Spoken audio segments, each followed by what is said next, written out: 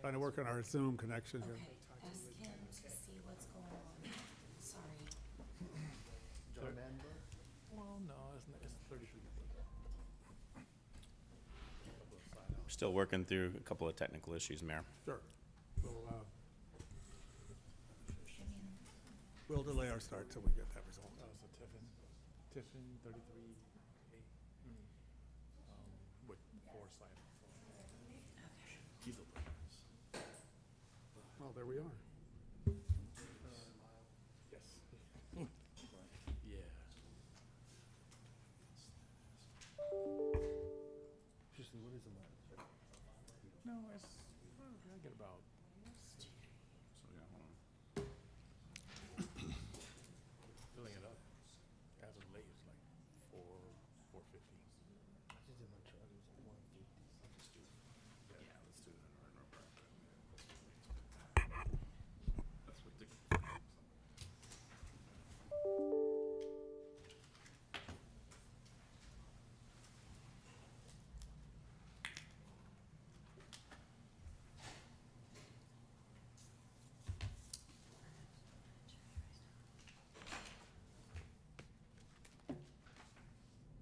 Hey, are you logged in to the meeting? Can you log in? Be- Okay. Can you log in there? Because I need to put you as No, a it's guest 2017. so that I can hide self view and make that correct. Are you there? Is that? Okay. Now I Yeah, can hide yeah, it's hard for people to find the trailers all the Some- time. Okay, so, yes, okay, I think it's working now. Okay, thank you. So they did last week? No, I didn't change. From when you were over here, I did not change. I appreciate that. Okay, all right, bye. Yeah, I mean, I enjoy it. We get away. Say there's Just sunflower Sherlin plants. his dogs, and then her Okay. time the kids will ride out of Got the blue on the bottom and then blue on the top. They'll go. Or they'll set up some tents around. You know how I like? Quite a thing the Napa Kiwanis and Rotary put together. Yeah. Yeah, huge response. I think it's okay now. I think it's working now. We've got Cherry on. We're both there. I can see the attendees, so. Good. Okay, thank you. Yeah, okay, I think we're ready. Let us know when we're good to go. We're good? Okay. Thank you. We seem to have resolved our technical problems. Call the meeting to order. Regular city council meeting. City of American Canyon, April 19, 2022. Please rise and join me in the Pledge of Allegiance. I pledge allegiance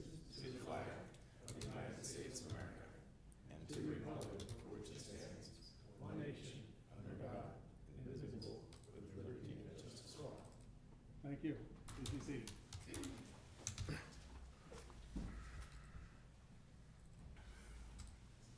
Roll call, please. Councilmember Joseph. Here. Councilmember Joseph. Here. Councilmember Oro. Here. Councilmember Washington. Here. Vice Mayor Abadamos is excused. Yes. And Mayor Garcia. Here. Thank you. Report on closed session, confirmation of reportable action. Mr. Ross?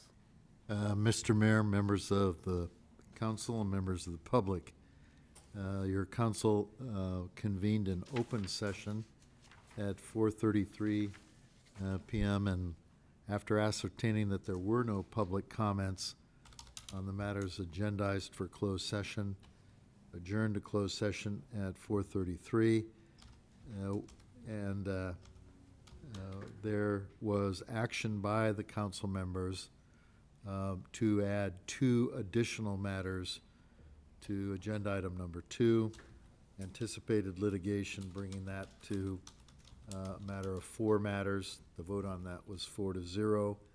You concluded your proceedings at 6:28 p.m. I'm going to do a written report upon return from closed session consistent with the provisions of Government Code Section 54957.1. That would conclude the report unless there are questions. Any questions from council? Seeing none, thank you, Mr. Ross. We'll continue now with our agenda. Moving on to proclamations and presentations. The proclamation this evening, Volunteer Week, April 18th to 24, 2022. With great pleasure. Mayor Garcia, we have Nance Matson is here from Kiwanis. Very good. Was anyone else able to attend? No. With you? No. Okay. She's here to receive it. Oh, very good. We could, when I conclude, I'll certainly come up here and I'll hand it to you. But wherever you're comfortable. With great pleasure, City of American Canyon Proclamation, National Volunteer Week. Whereas the City of American Canyon recognizes April 17 through April 23rd, 2022 as National Volunteer Week. And whereas our community partners and nonprofit organizations are essential to help us build a stronger community through volunteer projects and special events that help enhance our community quality of life.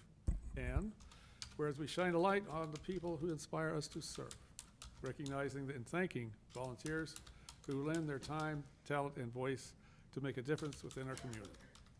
And whereas volunteers empower others to take action, to realize their ability to make a difference and be a force that transforms the world. And whereas we recognize and thank the following agencies for the continued support and dedications to our community. Remind you, this is an extensive list, and I regret that I may overlook some people in that. But know that tonight, this is about all volunteers. So we thank you very much from our hearts.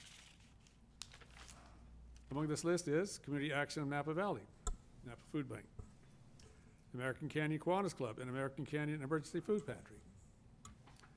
Napa Valley Community Organizations Active in Disaster, aka COAD. Innovative Health Solutions, American Canyon Boys and Girls Club, Napa Valley Unified School District, American Canyon Community Emergency Response Team, Olay Health, Harvest Free Will Baptist Church, Holy Family Baptist Church, Calabria Care, Feeding It Forward, Parents Can, Crosswalk Church, the American Canyon Community and Parks Foundation, American Canyon Arts Foundation, American Canyon High School Key Club, American Canyon Lions Club, Sir Optimus International of American Canyon, American Canyon Troop Support, BFW Post 1123, Napa Junction PTA, REMAX, American Canyon Orthodontics, American Canyon Pediatrics, Brian Farmer Insurance, Boy Scout Troop number 7062, Cub Scout Troop number 7178, Jameson Humane, American Canyon Chamber of Commerce, Catholic Charities, and various and too many individuals to name, individual volunteers. And whereas through their generosity, time, money, and in-kind service, many opportunities have afforded to our community, including food and essential services distribution, community fundraiser events, program services, and community projects, and so much more. And now therefore be resolved that I, Mayor Leon Garcia, on behalf of the City of American Canyon, encourage the community to show appreciation to our community partners and nonprofit organizations by recognizing April 17 through April 23rd, 2022 as National Volunteer Week. Please.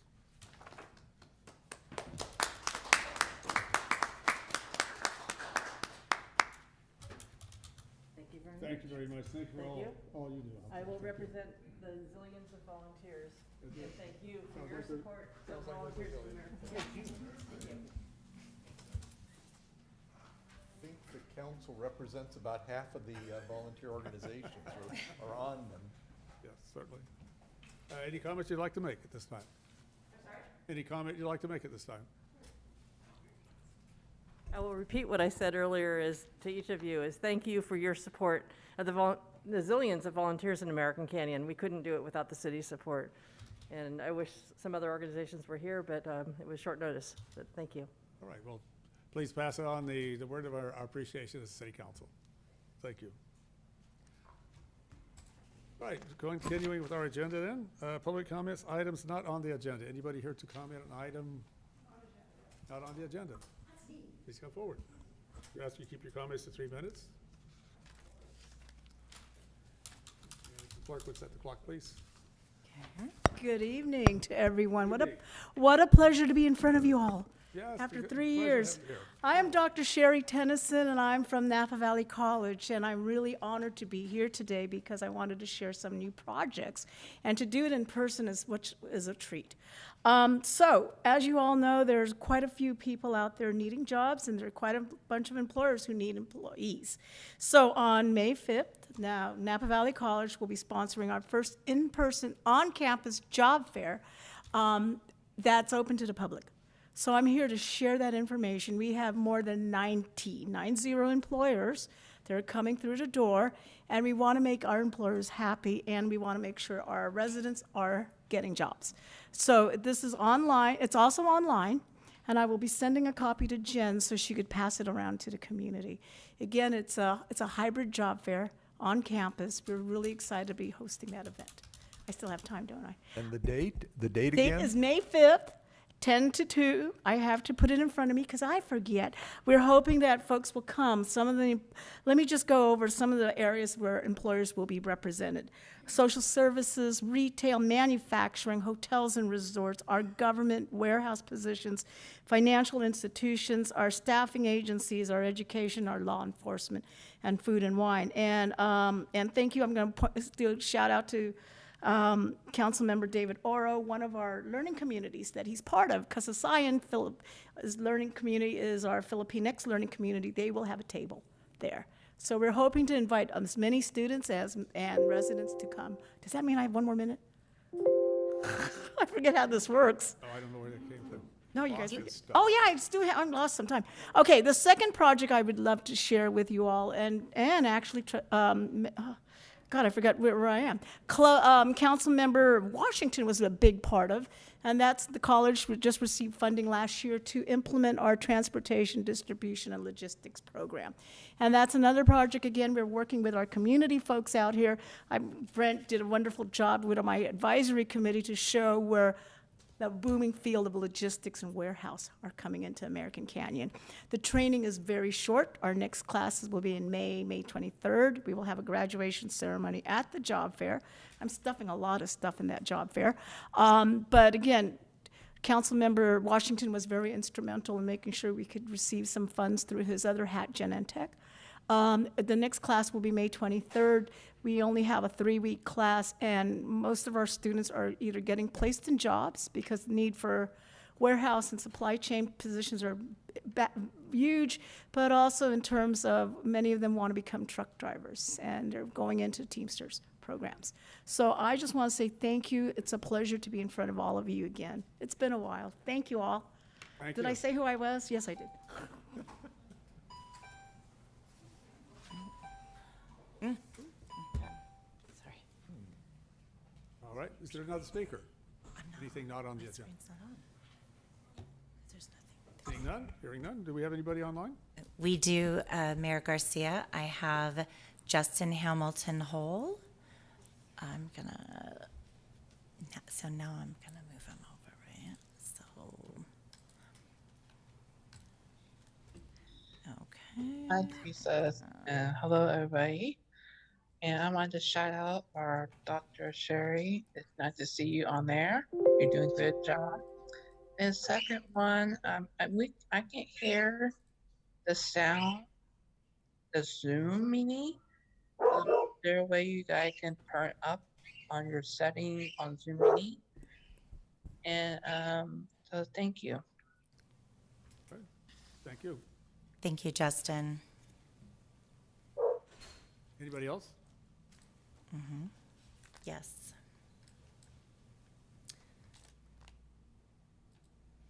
We have a phone in. I think it might be Tammy Wong because I think she was having some difficulty connecting. So go ahead, call in, caller, and please state your name. Good evening, Mayor and Council. Good evening. This is Tammy Wong. I wanted to thank you for taking the time to read the written comment that we submitted on Sunday evening, and for our city manager to also take the time to respond back so quickly that same Sunday evening that he had received it and would be working to get us an update. What I wanted to ask is, until then, because of the seriousness of the issue, of the fact that our Napa shelter is no longer taking stray cats, who may be people's abandoned pets or lost pets or somehow pets that couldn't find their same way home. My concern is that these unaltered animals are out there, and this is the prime season for kitten season. And we have so many already overpopulation of cats.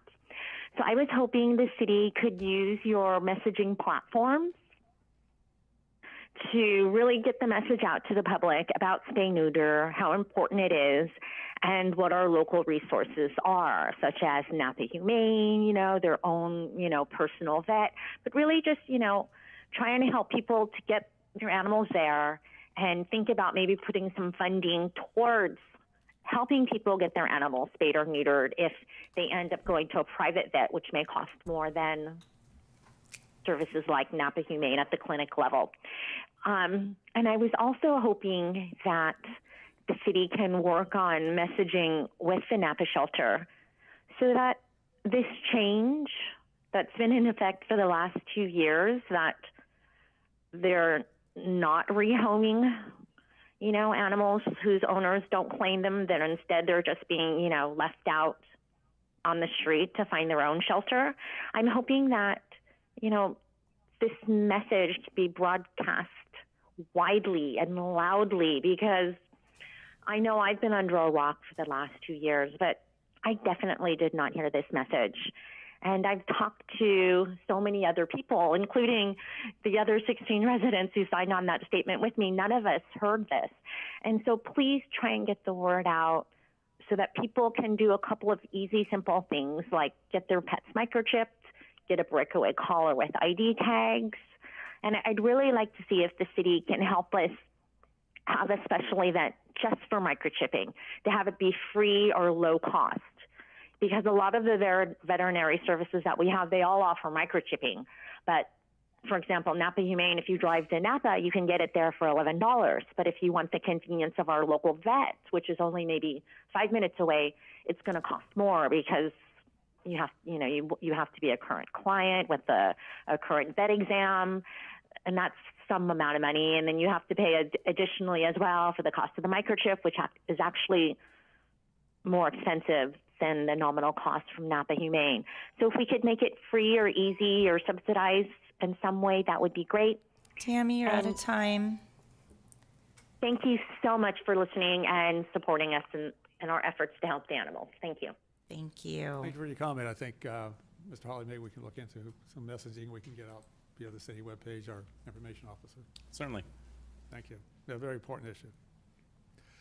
Anybody else? I have no other hands raised at this time. Okay, then I will close public comment on agenda items right at this moment. And we'll move on.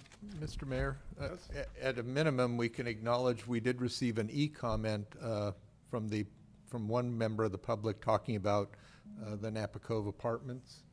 We did. Oh, okay. I'm sorry.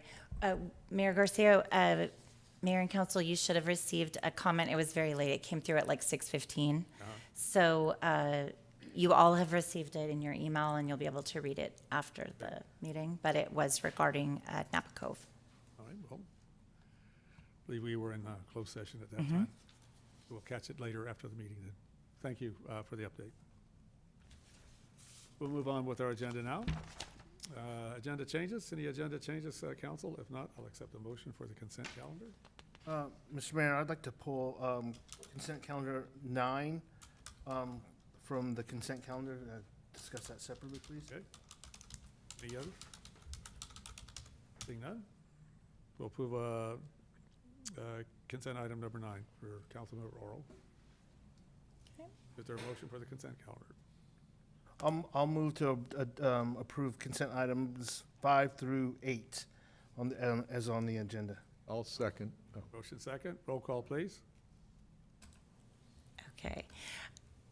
Councilmember Oro, Yes. Councilmember Washington, Yes. Councilmember Joseph, Yes. Mayor Garcia. Yes, thank you. Thank you. And I'll take up council, item number 9, Home 2 Suites Fair Share Reimbursement Agreement.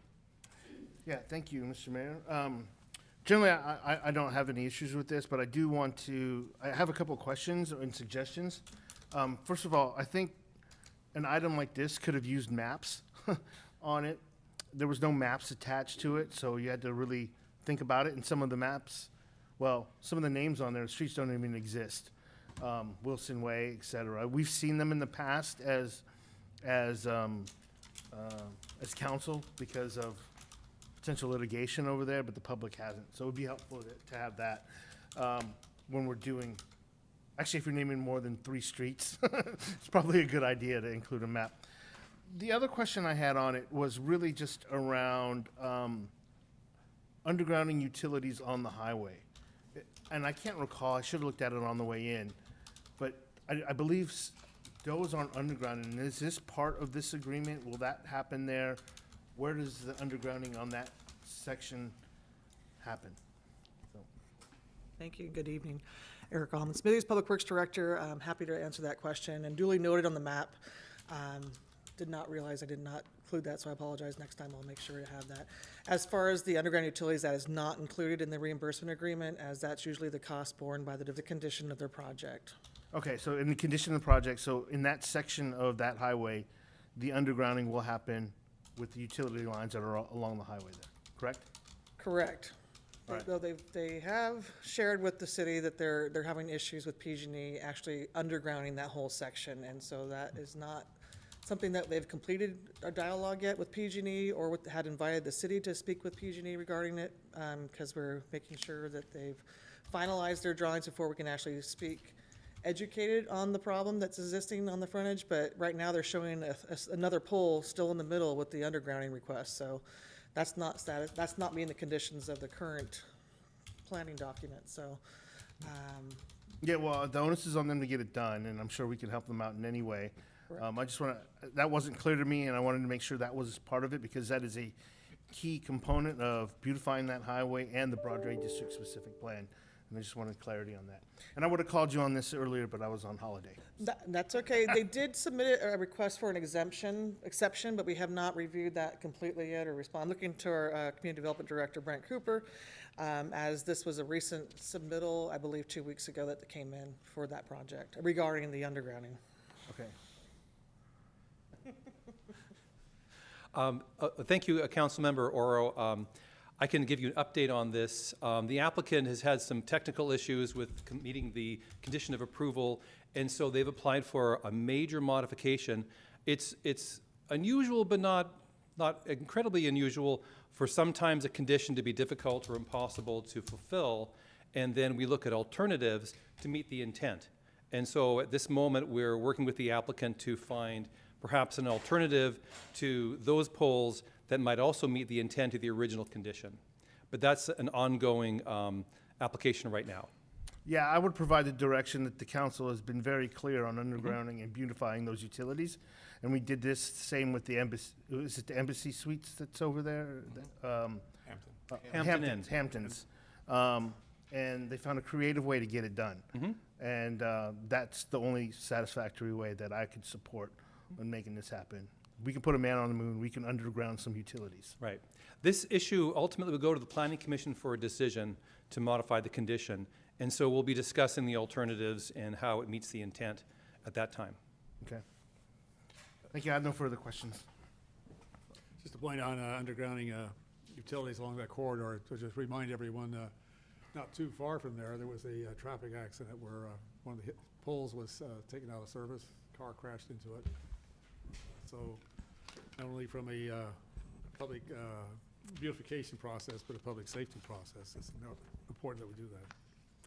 Mr. Mayor, before we move on this item, as long as we're on the subject of this project, it's been around for a few years. I think I remember us making some concessions because our Broadway plan wasn't approved yet. So I guess I'm just curious, what's the status of the project? Is the undergrounding the last big headache, or are there more headaches? Are they ready to break ground soon? And thank you. I believe the improvement plans have been approved except for finalizing the undergrounding. The building permit application is ready to be issued, but the applicant made the choice to submit their fire improvement plans late, and they wanted to do it as a design-build concept. So that's held them up a bit. I've spoken to them several times about that issue, and they confirmed this is the path they wanted to go about doing it. But the building is virtually ready to be approved were it not for finalizing the fire alarm and the fire plans. Okay, thank you. Anything further, Councilmember Joseph? No, that'll do me. I just was curious to see what's going on there. Okay, sure. Mr.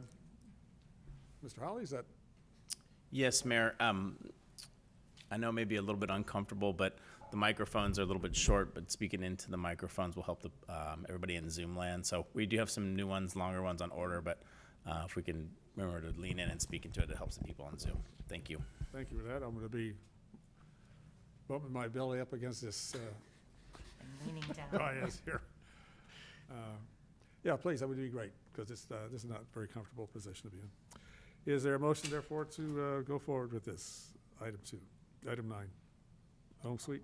I'll move it. Do we have to have public comment or offer it on? We should. Well, it's to the discretion of the mayor. Our practice, though, has been to offer public comment, yeah. Public comment on this matter? Seeing none, hearing none. I have no hands raised. Public comment is closed on this matter. With that being said, I'll make a motion to adopt resolution number 2022 next in order.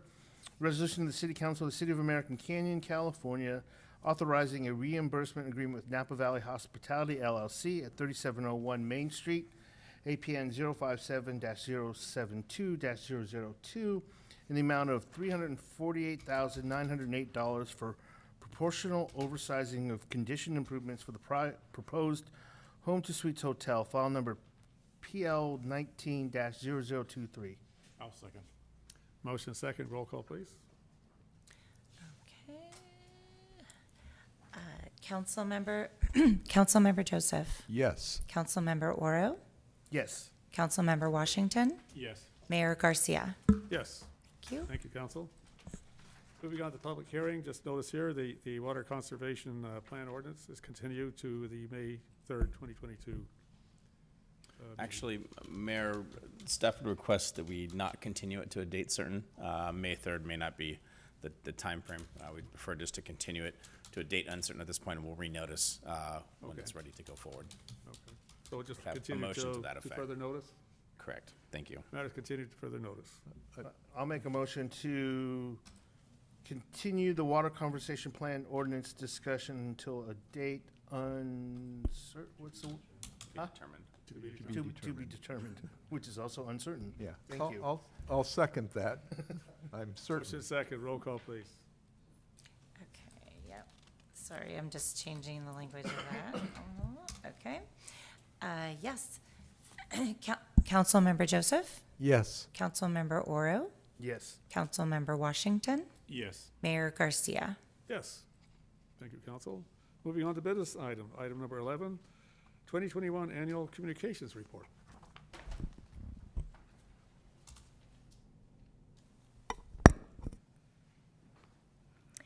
Good evening, Mayor and Council, community members. I'm Jen Kanzenbach, the City of American Canyon's Communications Manager. Thank you for your time this evening. We're excited to share the highlights from the city's 2021 communication efforts. The city's overall communication strategy is to communicate early and often, build trust through transparency, and cultivate relationships within our community. The communications team collaborates with the city departments, divisions, and community organizations to ensure that everyone in American Canyon is connected to the resources, services, and information they may need. Our team's foundational goal is to get the right information to the right people at the right time. We focus on maximizing our reach through streamlining communications and working as proactively as possible, while always being ready and flexible to ever-changing conditions that require our focus. In the annual report, we've highlighted the hot topics by month, as you can see, from spreading positivity through the We Heart Everyone campaign to fun trail events, ongoing drought conditions, to urgent storm and traffic advisories. We're never lacking with something to share. We're gonna actually have Karen share her screen, Teresa. Sorry about that. When she's ready.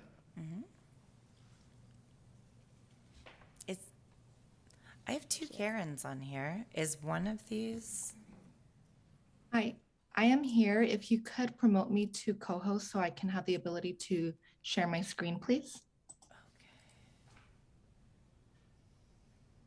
You should be able to share. You don't have the control. I see it now. Thank you. Okay, okay, good. The hot topics will show up on the screen in a moment. There we go. Perfect.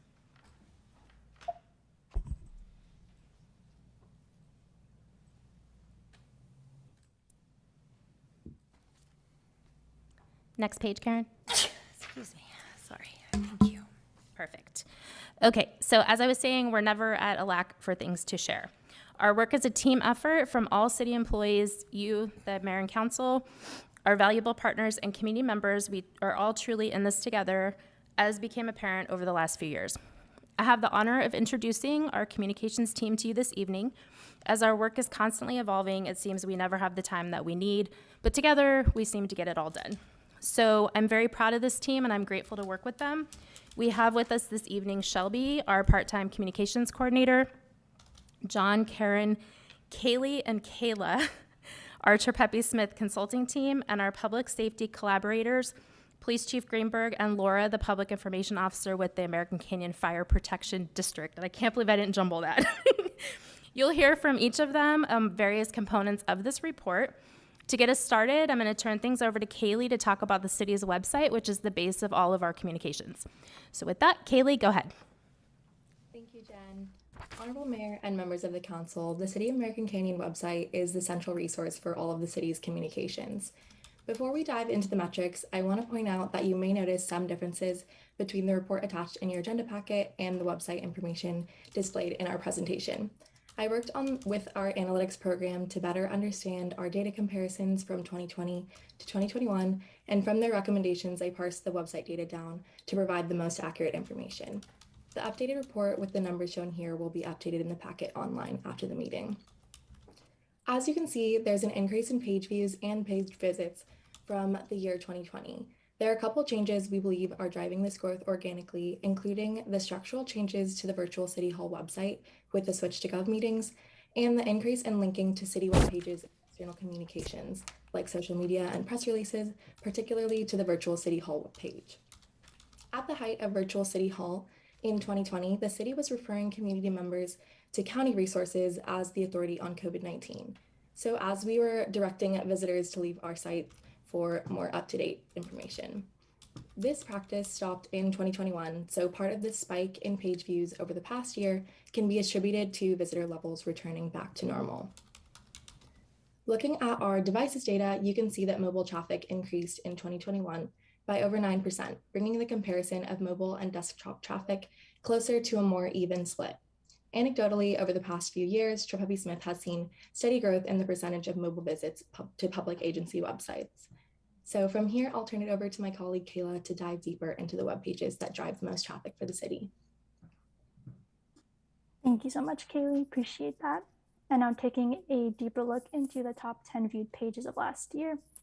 By the numbers displayed on this chart, it shows that residents view the city site as a reliable source for logistical items, specifically utility billing items. With this high view and visit count, it's likely that residents wanted to access utility billing instructions, forms, and or frequently asked questions, all of which were available on the utility billing page. Secondly, the top pages also show that users look for opportunities to get involved with the city. You can see that through the high view and visit counts with job opportunities and the attending meetings and agendas pages. And lastly, about half of the top pages represent community involvement, events, and recreational activities.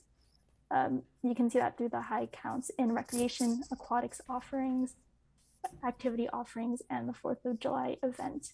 And the title for the third most viewed page does not show, but that was actually the city's community calendar page. And so to conclude and to restate, a bulk of page views and visits belong to utility billing information and Parks and Rec oriented information. And with that, it's my pleasure to turn it over to Karen, who will talk more about email. Thank you, Kayla and Kaylee. I'll now jump into our email section. One of the city's strongest tools for direct communication with residents is email. The city regularly uses GovDelivery, its email management system, to inform residents of city programs, services, and events. And one of the city's most consistent communication, the city manager's update, is sent through this platform. With that being said, compared to other platforms, the city's email tool experienced one of the largest audience growths in 2021. The high percentage growth was due primarily to individual email lists uploaded from the Parks and Recreation Department, and also gradual consistent growth from cross-promoting email sign-up through social media, the website, and other city communication platforms. While not a significant reason for the audience growth, I'd like to highlight that subscribers are also signing up through something called the GovDelivery Network, meaning that after someone signs up for emails from a nearby agency like the County of Marin, they see a page that offers them additional agencies and topics they might be interested in, like the City of American Canyon. Here you'll see a breakdown of the month-to-month subscribers for each subscription list available within the city's GovDelivery. As you can see, the city manager's update has the highest number of email subscribers, reaching more than 13,000 people, partially due to consistency and the long-standing nature of the publication.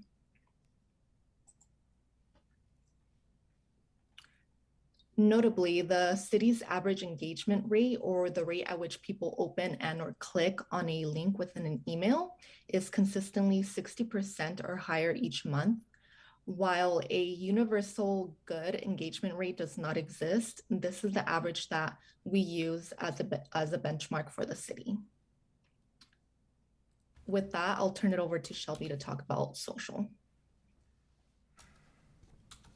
Thank you, Karen, and hello, Mayor and Council. So tonight I will be talking about our social media and applications. Sorry, your speaker needs to speak up, please. Close to the mic, I'm please. sorry. Please talk louder. Yes, I'm sorry. So, we have 4 main applications that we use for social media. And that would be our Facebook, Instagram, Nextdoor, and YouTube pages. So for Facebook, we do a lot of our emergency or crisis communications and cross-promoting with community events and internal events for the city. And that all gets amplified on our Nextdoor platform, which reaches a good chunk of our residents. So overall, all of our social medias have seen positive follower growth, which means we are actually meeting more residents and getting our messages out there more consistently. In late June, early July, we managed to move our Instagram from a Facebook support focus to an Instagram for our Parks and Recreation, as well as creating a separate page for our recreation so that everyone can see where to get all the fun stuff and not get muddled in emergencies or fun. They have 2 separate places where they can get 2 separate things while all being under one city, which I think is awesome. So we will see these numbers continue to grow, hopefully in the next year. So I will turn it back over to Jen for emergency comms. Thank you, everyone.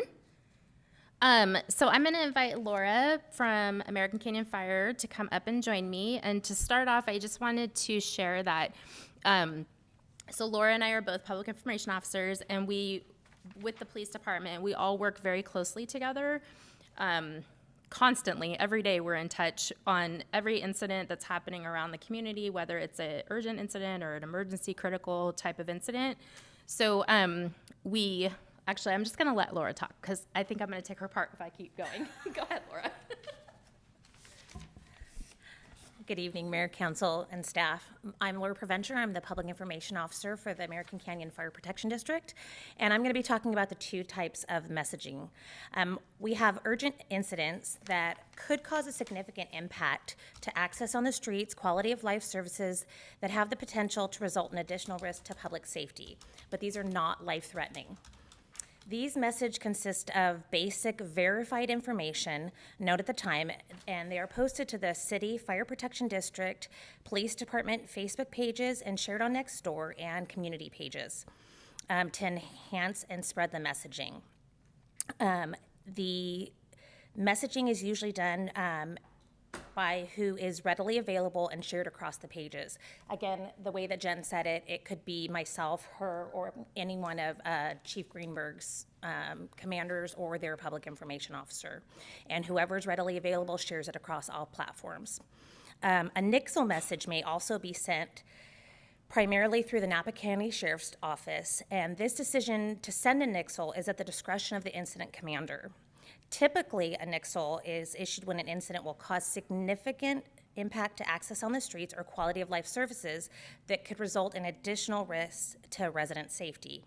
Currently, between the three agencies, we have approximately 17,000 Facebook followers and approximately 7,000 Nextdoor followers. So with that, I'm going to turn it over to Chief Greenberg to talk about emergency messaging. Chief Greenberg? Karen, could I ask you to stop sharing your screen, please? Unless we still need this. Is that part of it? Oh, I'm so sorry. I thought we were done with her part. Sorry. Good evening, Mayor and Council and members of the community. As Laura mentioned, NIXLs are a part of a emergency incident notification. Emergency incidents are something that requires immediate action or letting the community know that there's a public safety issue or. Mr. Chief Greenberg, I think the slide presenter needs to go to page 11 and follow along with this. Is that right? Is you're looking at the NIXL page? Yeah. Yes. Thank you. This is part of the Napa County operational area. Emergency incident response in American Canyon is a collaboration between the City of American Canyon Fire Protection District, American Canyon Police Department, Napa County Sheriff's Department, and the Napa County Offices of Emergency Services. Personnel within these teams foster relationships year-round, like that was previously mentioned, with the goal of keeping all residents informed during any situation that poses a risk to the community. Critical incidents requiring immediate life-saving actions to be taken by our residents will warrant a reverse 911 initiated by County OAS and or a high-low siren alerts initiated by ACPD and the Napa County Sheriff's Office. With that, I wanted to move forward to one of our newer notification systems, which is Zonehaven, and I have Lieutenant Kyle Edelman from the Napa County Sheriff's Department to talk about that.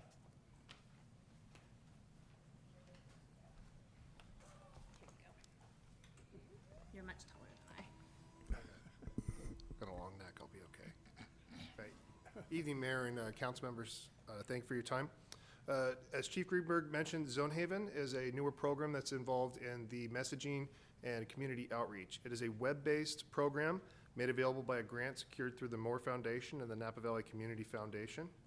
Conceptually, Zonehaven divides the county and its municipalities into zones with 3 distinct functions. It allows clarity of messaging to the public, allows first responders to accurately communicate, and allows the Emergency Operations Center to predict, plan, and organize response.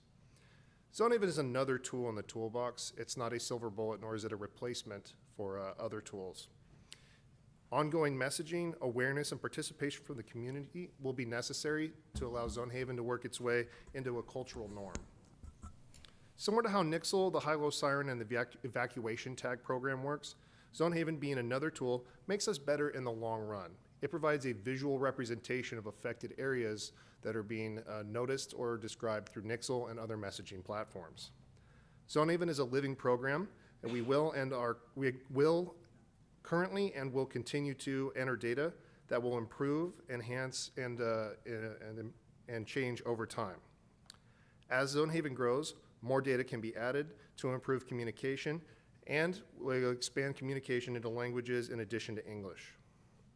Zonehaven is really about partnerships, and as such, the county roads, GIS, city municipalities, fire protection districts, allied agencies, and other organizations, all, including the towns and cities, all have roles to play.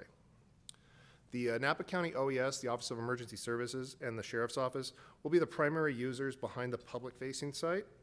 For example, if an incident or event were to warrant this type of emergency messaging at 2 a.m., the Sheriff's Office, in conjunction with Nixle and other messaging platforms, would utilize Zonehaven until such time that Nixles and other warnings, similar to times when Nixles and other warning messages have gone out prior to the activation or involvement of the Office of Emergency Services or the operation of the EOC.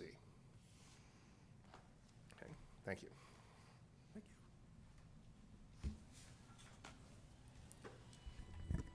Did you have anything else to add, Chief? I think you were done. Yes.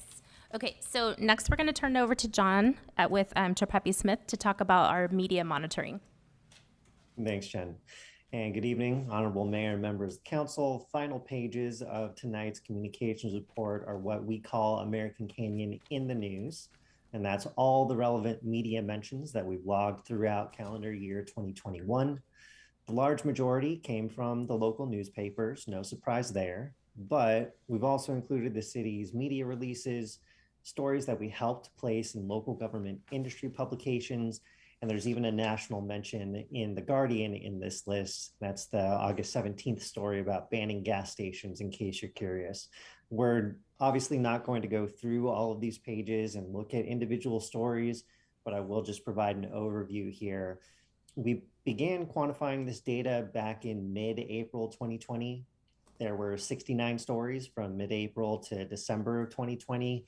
Extrapolate that out to a full year, and you've got somewhere around 97 stories for calendar year 2020.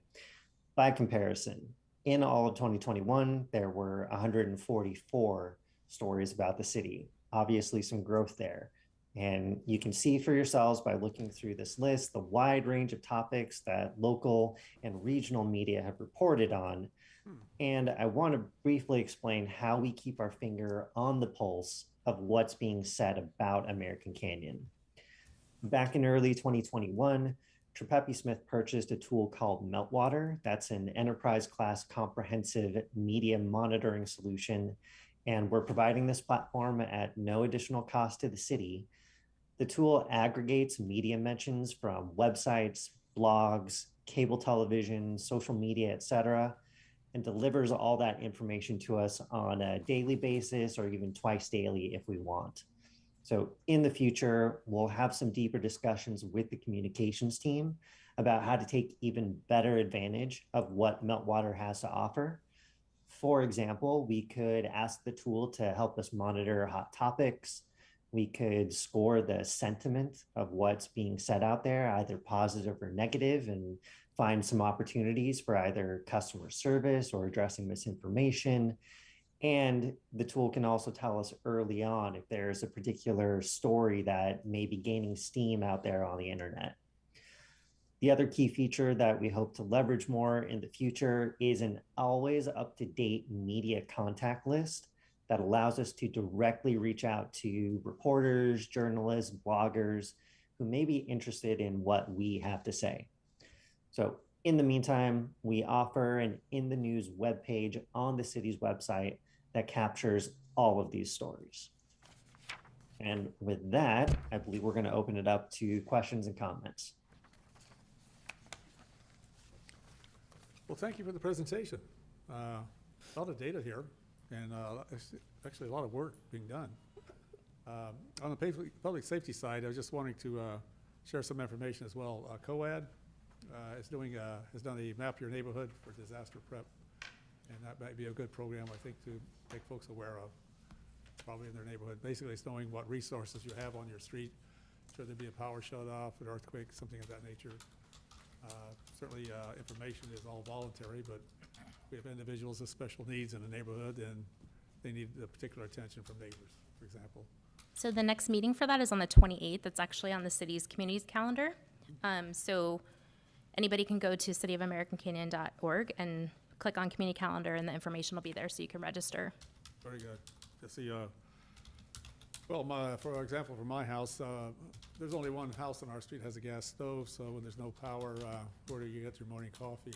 It's important to know.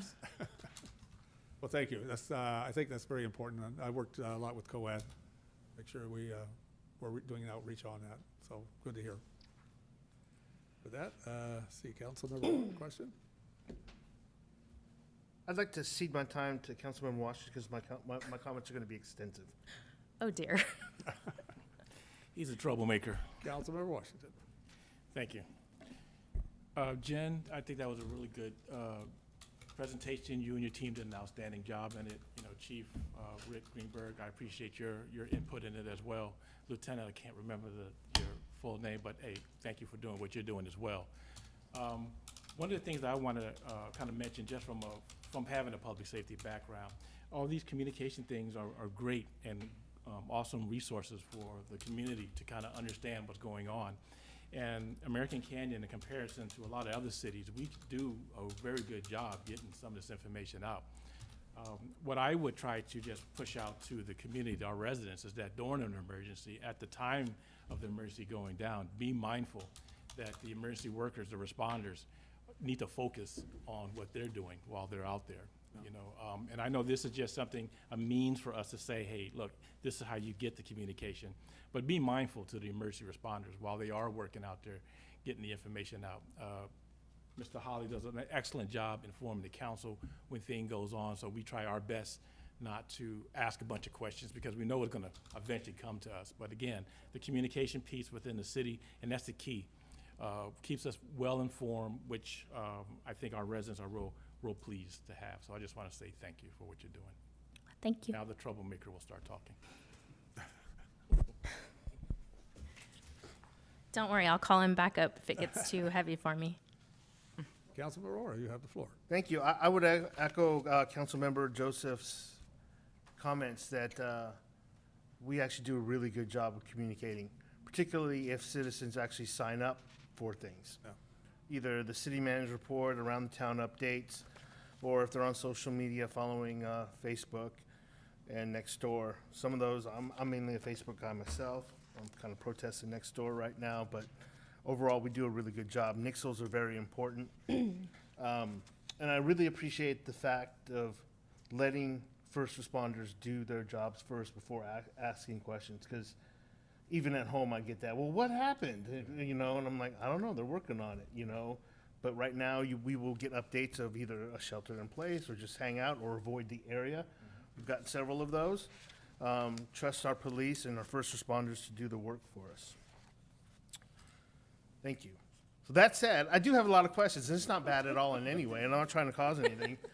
But like Councilmember Joseph is to numbers, budgets, and finance, I happen to have a background in communications. So I have several detailed questions here that I want to go over, and some comments. First of all, I know you, Janet, you provided me the top 10 viewed web pages. Top 25, 10, I think. But on this report, it's only 10. Okay. It'd be great to have the top 25, and probably after 15, it kind of gets a little, you know, deep. But the 25, just to know and understand, like there may be something there that somebody thinks is popular, but really isn't, and it's not on the list, and it'd be a good question to ask why. On the email subscriptions in itself, I think it is, where is it? The email engagement rate. So first of all, the email subscriptions is awesome. It would be great to have an understanding if we could break that down to residents who actually are residents versus, you know, I think a lot of other agencies probably subscribe to this. How many residents actually subscribe to this? If we can get those numbers, it would be great. I know it's probably a randomized email, but if we could do a survey, that would be great to know, because of these 15,000, if there's only 4,000 that are actual residents, then that could be, there's an opportunity to grow there. On the email engagement rate, I think Trepepi Smith put it, said they don't have numbers of of what a benchmark is, or we're using our own benchmark. I kind of find that hard to believe. There should be some sort of industry benchmark there, because I know that if you were to send an email on a marketing campaign that you signed up for, 3 to 4% is like an awesome engagement rate, but that's for some commercial device or service. But to me, a 64% sounds great. Would love to hear from your team why we don't have a benchmark on this. So I think there is a benchmark. I believe it's around 30%, if I'm remembering right, but that's something we can definitely include in future reports and look at that. I think that what we really mean by we don't even really look at that analytic because we know that we're so far above it. So Well, then promote it and say that we have an awesome engagement rate. I mean, I think it's one of the things that we say within our city is that we have a very active community.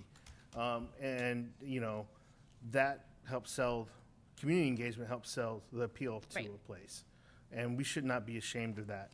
A 64% engagement rate is awesome. I sometimes click on things myself there, Mr. Hawley, on your newsletter. Social media applications, so what, the data here, a question, is this data our own data, or is it from the native reporting that comes out of Twitter and Facebook? Where are we getting this data? So this data comes from a program called Site Improve that we use. So it's Site Improve, and they're probably pulling from the native application data, or how are they tracking these? Karen, do you happen to know, or John? I can definitely find out. Okay, that's fine. Twitter. Jen, Oh, Karen might know. Karen? So, and I believe it is Sprout Social. I might actually have to jump to Kaylee, but Sprout Social, where the social media data came from, and that is pulled natively from the different social media accounts. Okay. I would encourage you just to check native applications and measurements too, because I've worked with Sprout itself, and Sprout is fine, but sometimes there's a few discrepancies in there. And some of the native applications, particularly on Facebook, are a little bit richer, and maybe you might be able to get some of that out of there. I'm not too familiar with Nextdoor. YouTube. So YouTube is something I know that we're probably ahead of in the game overall, but I would love to see more people take advantage of that. Has there been any discussions of how we may grow that in a way? Yes, and it's coming soon. YouTube primarily is used for streaming our public meetings, as you know, and then we also use it to share our public education type videos. So YouTube wasn't really strongly used until we started having remote meetings, obviously. So we're going to be adding that into a lot of our social campaigns to push the subscriptions on that. So in addition to an outbound campaign, are you working on there to create channels and sites that are specific to maybe parks and recs or water conservation, like where we can kind of pile these videos up into certain channels and make it a much more richer sort of destination experience? Not sure, but yes, we will. I know we have video. What I mean by that is we have video lists like categorized into, you know, the different categories that you just mentioned. But as far as internal separate channels, we can look into doing that. Yeah, for I mean, sure. like there's obviously, you know, there'll be a city council meeting channel, and there might be a Parks and Rec channel, but then there's also, you know, channels for, you know, water conservation, items like that. Just there's an opportunity to optimize that, I think. Okay. And it'll make it more searchable in terms of the city. The other thing, Twitter. Tell me why we don't have Twitter. So the American Canyon Police Department did use Twitter for a couple of years. Their followers were primarily media outlets, and we have the same reach through all of the other channels that we're using to our media contacts and then the relationships that we've built with them. So it really wouldn't give us any more benefit to add an additional tool to the toolbox and have to manage that. So it's kind of the balance of what staff we have and where we're putting time in. Yeah. And are we, on the communications, when you send out a communication, are you using the Sprout tool to send out everything at once, or are you guys doing this manually? No, we are using a tool. We actually use a tool called CoSchedule. CoSchedule. So on CoSchedule, you could easily add Twitter without putting in too much effort if you're going to do a communication, yeah? Potentially, it's something that we could consider and discuss if it's worth the time and energy for the payout on what we would reach. So let's discuss it. Why aren't we on Twitter? Well, as I said, the police department had a Twitter account the last few years, and it didn't really have any followers besides the media, which we have a direct connection, and we're effectively reaching the media to get our stories out. So based on the amount of tools that we are managing at this point with the staff that we have, we only have, I mean, there's 100 tools that we could use. So we really try to focus on what tools we know are reaching people instead of just risking, like, is this going to make a difference? We know the Twitter audience would be the media, potentially younger people, but they're all on TikTok really now. So we may not reach I guess what I'm saying is I don't know that there's an intended audience that we're missing by not using Twitter unless there's something that you would recommend. That's fine. I want to hear some reasoning around that. I mean, now that you bring up TikTok, is the city going to be exploring, how far are we going to take this social media stuff? So, because it is a great way to reach people. You're reaching different people and different audiences, and particularly one of the people that I want interested is the youth here in American Canyon. Right. Right. And a bunch of old guys like us can just sit here and get an email newsletter every 2 weeks. True. But there's other places to do this, and that's why I'm heartened to see some Instagram stuff. Yes. And I'm not trying to be hard on Jen No, or you and the team, but that's a pretty big team on this call Yep. to say that there's not necessarily resources for it, but we definitely have an opportunity to be progressive in how we're reaching out to the community. And the communications, and I take this seriously because this is what I do, right? Reaching out to the people that you need to reach out to in different forms, right? So, Right. you know, if you're looking for somebody who's looking for a lifeguard job, they're not going to be on our email newsletter. They're going to probably be on TikTok, right? Right. They can work it over the summer and do that. So just want to make sure that we're reaching out to the right folks. And the social media strategy is a big part of that, and that may be something that you may want to think about in the future. Okay. So as far as the reaching the youth, I know there's Snapchat, there's 100 different things that we could look at doing, but one of the things that we have employed that I think is even more effective is actually building the relationships with the youth in the community and spending time at their school with our Citizens Academy for the high school and actually developing relationships with them so that they know us, they know why they want to come work here. So having our staff actually go to the high school, talk to these kids, get the kids that are hiring or that are working here already and using them as our ambassadors to go out as trusted messengers and get their friends. I think that's really where a lot of our focus has been. Because we can put something out on social media, but I think we have more engagement opportunity there. So that's kind of where our focus has been. But we can definitely take a look at those tools and see if it's something that we can build upon. Does it fall underneath the city manager, or where does the outreach for the school engagement fall under? Is it under you or the communications team? Yes, it's actually out of the city manager's office, so it's a component of our Citizens Academy.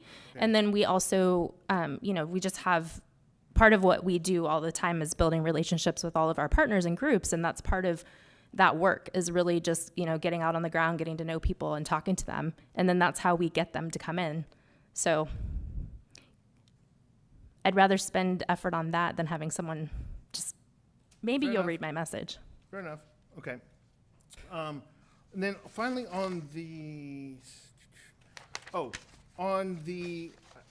when we were about to talk about this last time before it got moved to this meeting, it would be great to see a chart because I love what the city puts out on Facebook and all of the channels that we have, but not Twitter. Or TikTok. Or TikTok, right. And then I love what the fire department puts out. And I actually love what the police department puts out as well. Police are doing a pretty good job over there, I think, in terms of tone and personality, both serious as well as relatable. I'd love to see where the followers, on one chart here, how many followers the city has, how many followers the fire department has, and how many the police have. And that way we have a good social media metric of everything that how we're communicating. And I know you guys are in constant contact with each other, but having that almost as as a piece of measurement, but also as a little friendly rivalry to improve the communications on there. And I think you guys are doing a great job. But I would love to see it in one spot. We can definitely include that. We actually had some of that data there and removed it, and we're going to add the police department into our analytics this next year. So, okay. And then a comment on the media relations part. Listen, I really like the in the news part of this. It's really it is a basic function of communications, understanding where you're mentioned in the news and what is happening. My problem with this is news that we are generating. This council, the city, the people, whatever it is. It could be a decision that we make here. It could be an incident that happens that is public safety related. It could be a decision that happens at the county. What we're not seeing on this, and what I think I heard the hints at from Chipepi Smith, is proactive storytelling. What stories are we going out there in the media to say that this is a great place to live? This is a great place to do business in. This is a great initiative that we're taking on, that we're going out there and saying. We are doing press releases and issues and saying that, hey, we're doing this event or things like that. But how will this team help the reputation of this city by storytelling? And I'd like to see a little bit more of that. And it's a challenge to our consultants there. And that's what's really going to help us move this city forward. On the meltwater tool itself, Jen, I would advise you not to take advantage of the sentiment offering that they have there. It's totally bunk. I've never seen a sentiment analysis work in any way. Be happy to talk to Chipepi Smith about this offline, but those tools are useless in terms of measuring sentiment. And there's other things that I think you may want to use on meltwater that I've worked with in the past in terms of measuring social. So you've got Sprout and social and meltwater right now. You may want to put those two together, but I'll leave that out, you guys up to figure out. You can consolidate that into one if you need to. Thank you for your time. thank you. Well, thank you for that extensive response. But it was very, I feel like I was on trial. From your professional background. We have the benefit of that. So, yeah, very good. Thank you. Councilmember Joseph, you're up next. Yes. First of all, it just reminds me that sometimes councils are viewed as just elected officials, sometimes just old white guys or old guys. But we do have a reservoir of good skill, and sometimes taking advantage of that is worthwhile. So I want to thank Councilmember Oro, because he did a great analysis, insights I didn't think about. So I appreciate it. I will weigh in on a couple on the YouTube channel. I think he's got a good point. We can really take advantage of that with water conservation techniques. There's just a whole lot of programming you can do that I think would make that a more exciting channel.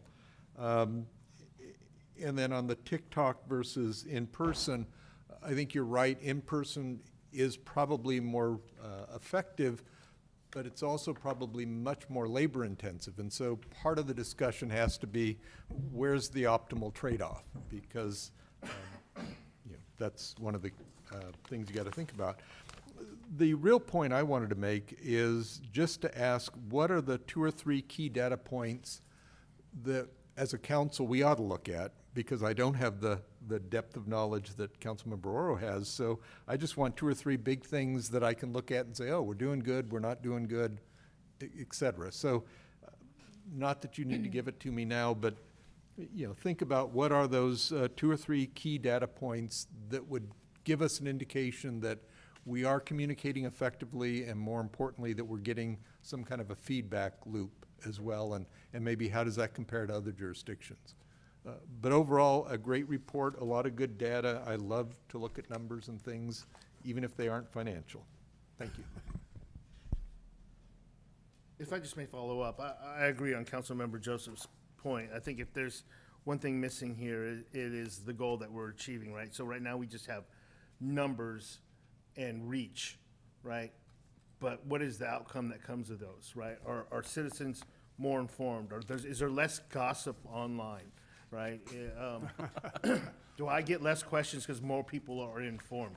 Like, how are we measuring that? We're just measuring right now really reach, not even audience, because we don't have audience numbers of who these people are, what neighborhoods that they live in, et cetera. So we don't need to get that granular right now, but knowing the objectives of what we're doing with our communications would be helpful too. And maybe that's something that you guys can go back and think about too.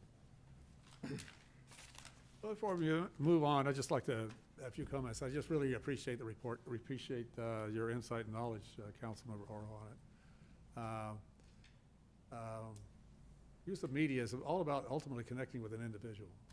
We have a small enough community that the beauty of this, that makes it such a great place, is it's easy to connect with people in American Canyon if you desire to do so.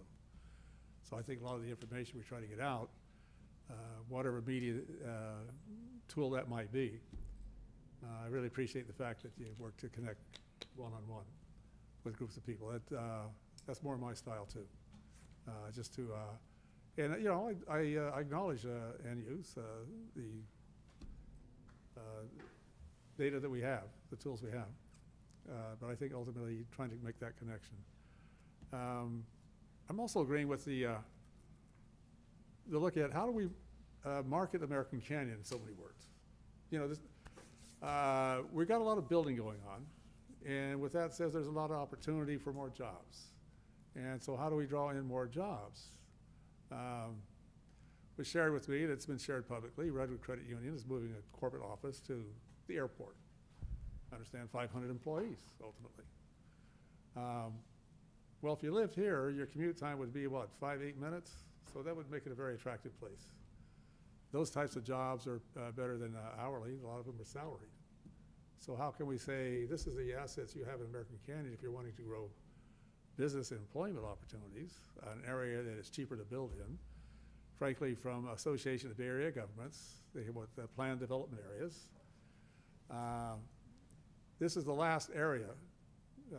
This part of Solano County, Contra Costa, this part of Napa County are the last affordable spots to build in the entire Bay Area. You get down to Santa Clara, again, recently, big piece in the press about what Google is building. Oh my God, it's going thousands of houses and thousands of square feet, millions of square feet of operations. So we have an opportunity here from an economic basis to use a tool like that from a city perspective on telling our story, and these are opportunities in the area. Y'all come on down to pay, you know, knock on the door. We'll say hi. From a community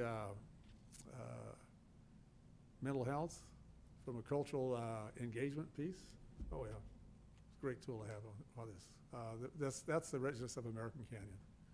When you know the different, we've got 38 different languages spoken in American Canyon by a school survey. Wow. And my piece of that says, you know, common thing, what are favorite home recipes? Maybe we have a sharing of that out there. I mean, that's just kind of a fun way to get to appreciate and value each other. Maybe it's a recipe exchange on the city page. All right, something like that. YouTube, right? Oh, this is how you make whatever the recipe is. We can start the council cooking channel. Okay, there you go. Yes. So I see there's an opportunity here, not from certainly knowledge of expertise on it, but just about interest levels. And I think if you get folks engaged on it from that perspective, you know, text, hey, I saw your kid's picture on, posted it here. Okay, oh, did you see you at the Easter egg hunt? Type of thing. Those are great avenues. And I appreciate you're launching something new. And it's taking a while to, it gains traction. And it gains presence. And I think it gains value, certainly, in all the work you're doing. So thank you for the presentation. Thank you. I would like to add one last final thing on the social media versus in-person outreach. We're also at the mercy of algorithms, which we can't control unless we put marketing money into our social media accounts. And that's obviously a policy decision about, you know, how we do that. But up until this point, our practice has really been that if it's a channel that's equal to everyone, that everyone can access equally, then that's really where more of our focus, I believe, should be. But that's obviously something that, you know, you can change if you like. Yeah, I don't Listen, I don't want to put marketing dollars in gaming the algorithm. We don't need to do that. I think what we need to do is have organic, thoughtful content that we place on our own channels that really drives this community forward. And that could be about youth activities, that could be about water conservation, that could be about, joining the Citizens Academy. And I'm not sure we thought that through yet. Usually this is a communication report that is just really numbers, but let's have a report that looks at, how we're supporting the city objectives, right? And we can even just take our objectives that we had from a few years ago, how we're engaging. And another note that I was thinking through as people were making their comments, this communicate engagement is obviously first and foremost, and spend your time there. But what social media and YouTube and other places allows is for amplification of the good work that we're doing in the community. And it lives there for a lot longer. And if you do that organically, the algorithms will take care of themselves. And that people will soon find that, hey, last year they did this community event about whatever. And there it is, and you can look at it. And over time, the algorithms will realize that, hey, it only had 10 views the first day, but now it has 2,000 views. Now it gets popped up, and you search for American Canyon, here are the things that are happening. That's how that works. And it really is about consistency over, marketing dollars. Right. Right. Thank you. We ready to move on? Councilman Joseph? Just one last comment. In listening to this dialogue, what strikes me is kind of this ongoing duality between what I would call descriptive effort versus strategic and analytical effort. Yeah. And the document is a very good descriptive document. It gives you a lot of data. What we're hearing from Councilmember Oro is more of a strategic. How do you use that data? And I think that I see that analysis going on in a number of areas, that we're getting to be pretty good at descriptive, but we're not very good at analytical and strategic. And I think where Councilmember Oro is going is, or at least if he isn't, where I'm going, is we need to begin to become more strategic in how we approach things and how we do stuff. Describing what we do is good, but it doesn't get you anywhere. Strategic is where you say, this is where I want to end up, how do I get there? And that's what we need to spend more of our energies on, and this is just an example of it. So I think our energy is being spent there, and I apologize. I think that this report isn't reflective of that, because that's what we're doing all the time. Maybe I just need to get with the team and actually put that down so that I think it's probably, you're right, I think it's probably framed that way. Yeah. See, because how do you know you're getting to where you're strategically there? Right. Ultimately, you end up talking with people. It's that connection you're making. Yeah. Well, it starts with a goal. We'll repackage this. Good. Thank you. Thank you. Ready to move on to the next item? Yeah. Item 12, AB. Although I could talk about this all night if you want. Yeah. But yeah. If you had communications, We noticed. Mr. City Manager, never put budget and communications on the same agenda packet or we'll never go home. We didn't actually have public comment, Mayor. I don't know if there's any members of the. Oh, yeah, we had There aren't any members of the public here anymore, think but we lost our there public. may be some members on Zoom. Anybody online want to comment? I have no hands raised. Okay. And anybody from the public wishing to comment? I think we lost our audience. All right, so then we'll move on to the next item. AB 481, Military Equipment Ordinance, first reading. See, I thought this was going to be the exciting topic. I don't know, we haven't read Thank it you, yet. Chief Greenberg. Good evening again. First, I think the last two in-person meetings I've presented more than I have in the 10 months I've been here on the virtual. So. What'd you get into? Good evening again. Yes, tonight we're here to potentially adopt an ordinance on the equipment use policy per Assembly Bill 481. Just a little background on Assembly Bill 481. On September 30th, 2021, Governor Newsom signed the bill, Assembly Bill 481. This Assembly basically, the legislative content behind it is to increase the public transparency by which California law enforcement agencies fund, acquire, and/or use military equipment that is defined under AB 481. And attached was a very lengthy equipment list that is owned and possessed by the Napa County Sheriff's Department, which obviously the Marion Canyon Police Department has access to use. It also should be noted that the legislator has designated these items as military equipment. While the military may use some of the same equipment, the Sheriff's Office and ACPD deems all this equipment as law enforcement equipment. Much is the same. The military uses handcuffs. These items are the same in common. The manner and reason they are used is significantly different, though. For many years, ACPD and the Napa County Sheriff's Office have offered education about our equipment and why we use it, pursuant to being transparent. The vast majority of the equipment on this list was approved for funding through the county of Napa, and we have it on display yearly at the Citizens Academy, National Night Out, and we've always been open for discussion and education about the equipment on this list. That's pretty much all I have. Is there any questions about? What levels of concern have you heard about equipment from individuals, groups in the community? No, it's been posted for 30 days and we have not received any comment on it. Anything prior or? No, so most of the equipment we've had has been, like I mentioned earlier, has been deemed law enforcement equipment by us. We've used it. We might acquire it prior by the 1033 program, which was where we get military equipment. But all this equipment is, we're not asking for funding. It's already equipment that's either been purchased or donated to the department. Have there been any incidents where people have raised concern? No, they actually, quite often we get requests to have our armored vehicle out at the community events, and you know, the kids love to put on our helmets and good photo ops. Right, I know So. that's always big on 4th of July and other events like that. I just was wondering, you know, we're all aware there's some sentiments in some sectors of the communities where people have concern about militarization of the police. And for them, as I hear that voice and understand it, that presence itself is something that they find contrary to their beliefs. I just wonder if we have encountered any of that in American Canyon.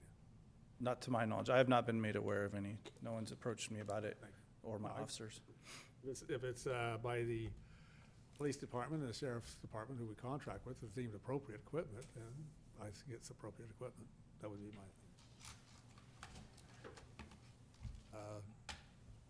With that, Councilmember Joseph.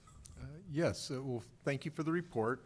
I guess for my purposes, and again, I'm thinking to myself, I've seen this equipment more in use as part of some kind of a community thing, Relay for Life. I remember one year the SWAT commando vehicle was out, and it was a great photo op and a great toy. So, you know, from my perspective, we've pursued a community-based policing approach for decades now. And I think the payoff is that you know, even though in some quarters this whole, you know, militarization of the police is an issue, I don't think it ever was an issue here, and I think that's in large part because of the strategy of community-based policing. So the follow-up question is, given that incredibly long list of equipment, how many times, to your knowledge, have we used any of that in American Canyon?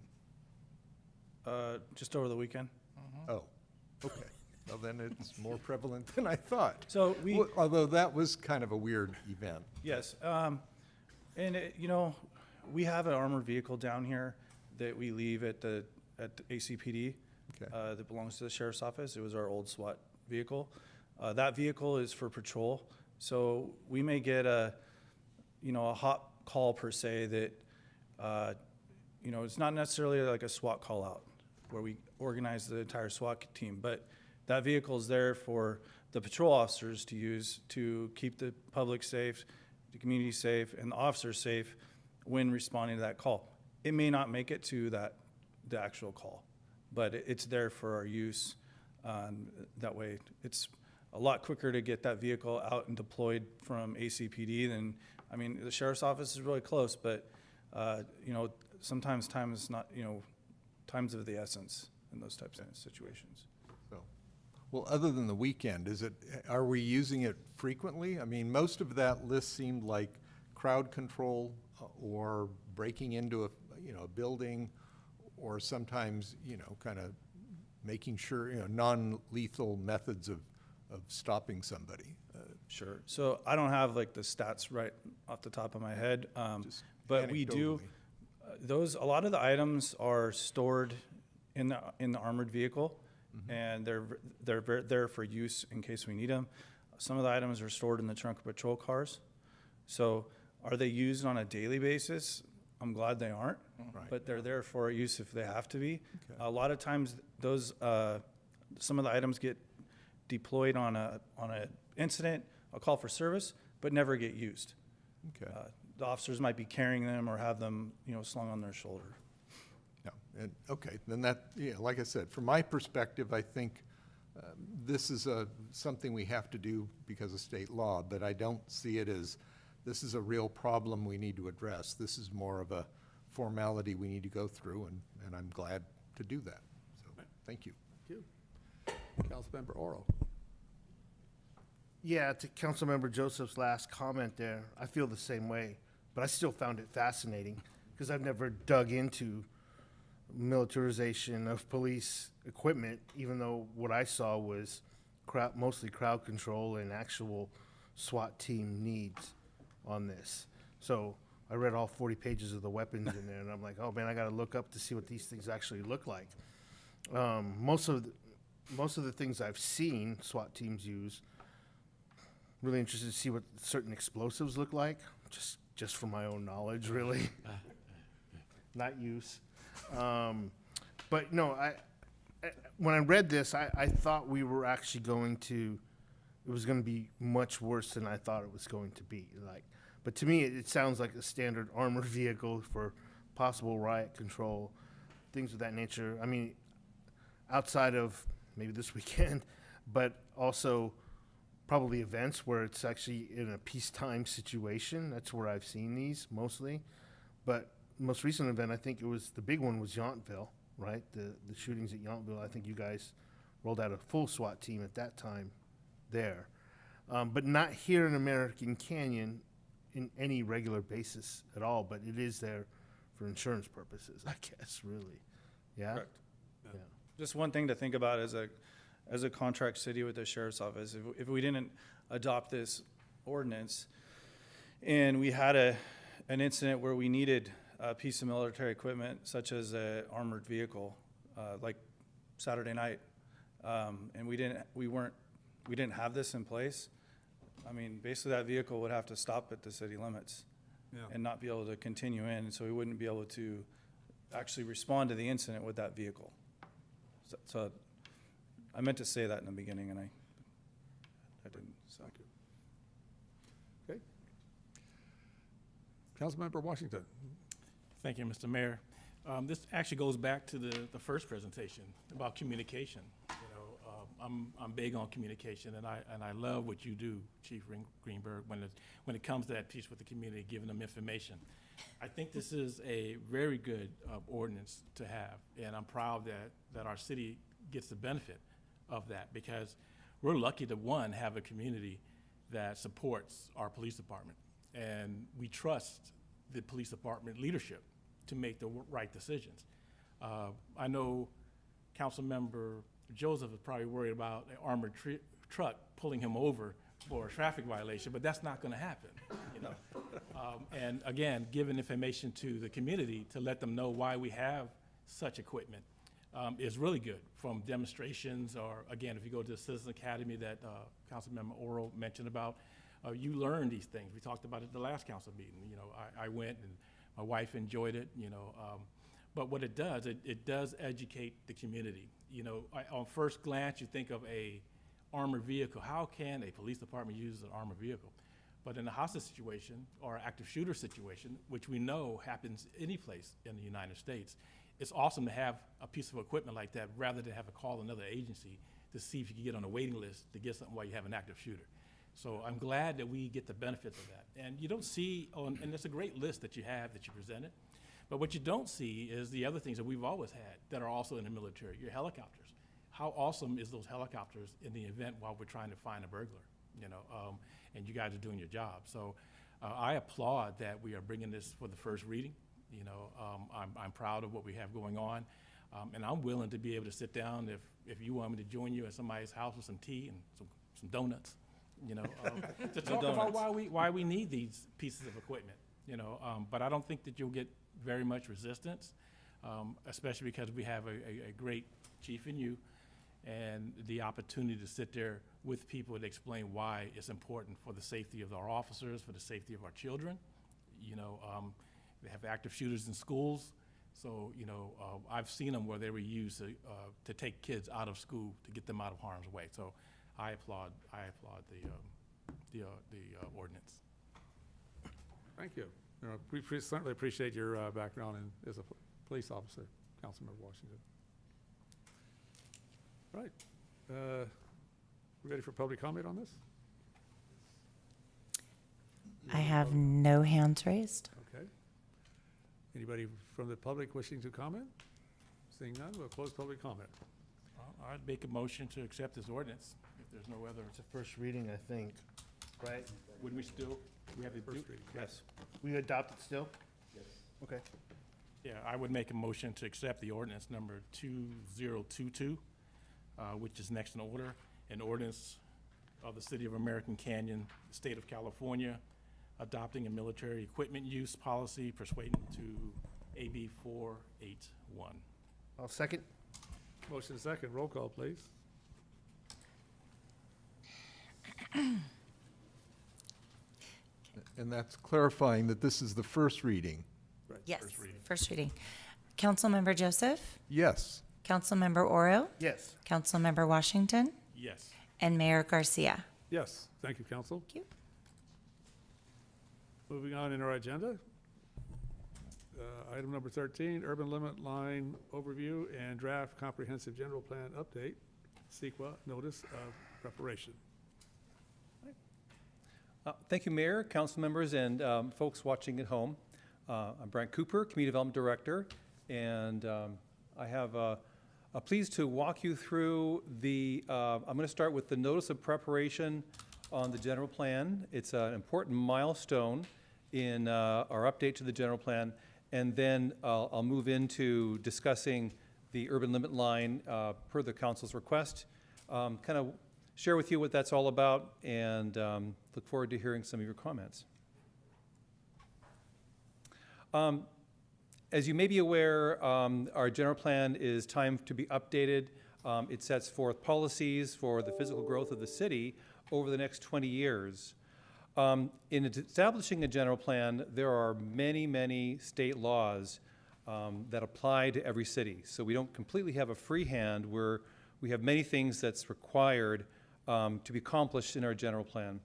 And given that the age of our general plan, it's really time to refresh it and ensure that it meets current state laws.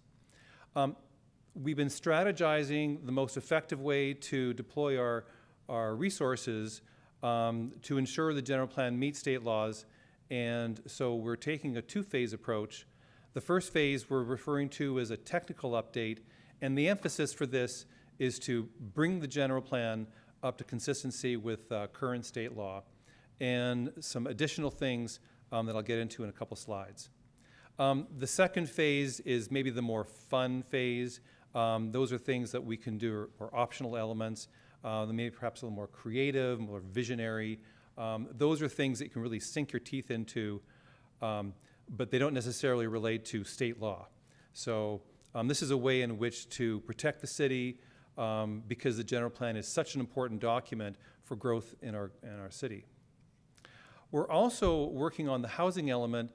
This is a component of the general plan, but it has its own special state law.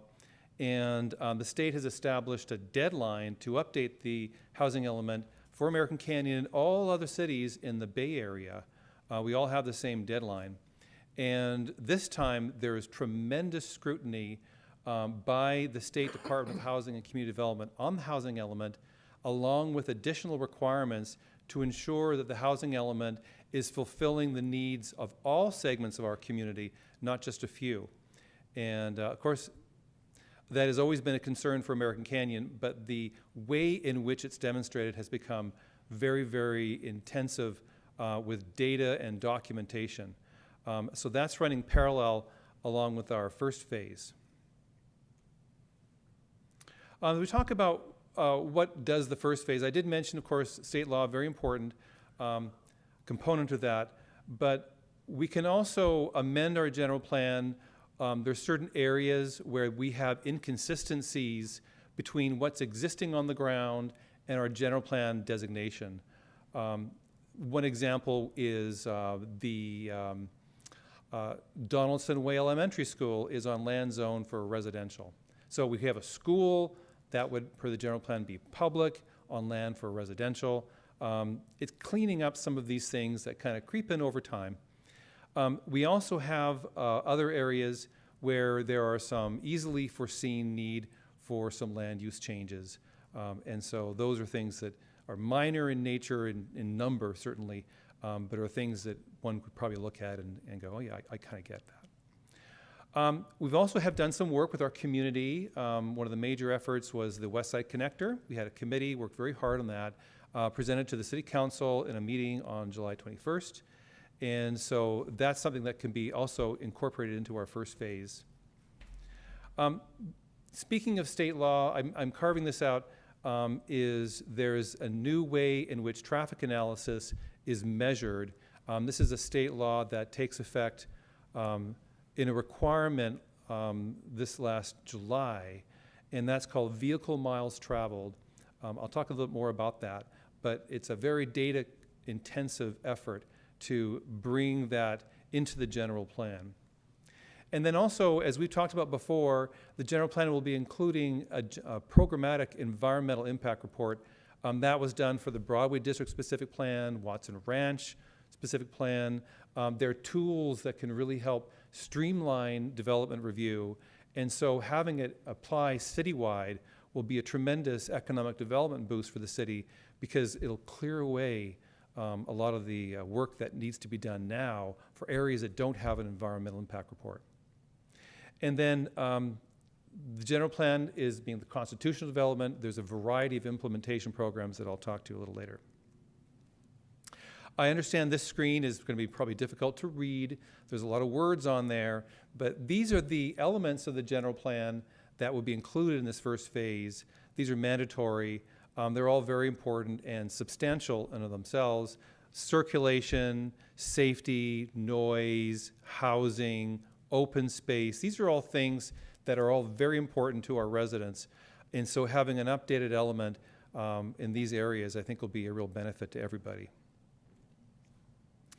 This is our general plan study area, and it may jump out to you that it covers a lot of territory. And I don't want to alarm anybody, but I want to walk through it because it's a sensible idea.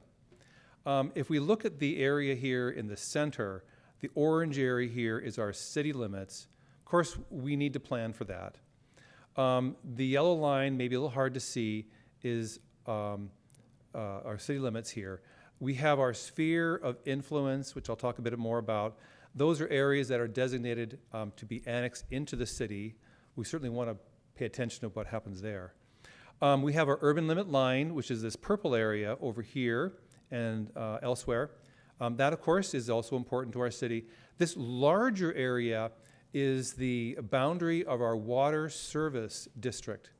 That may not be something that most people are aware of, but as we all know, the importance of water allocation as a valuable resource is incredibly important to pay attention to.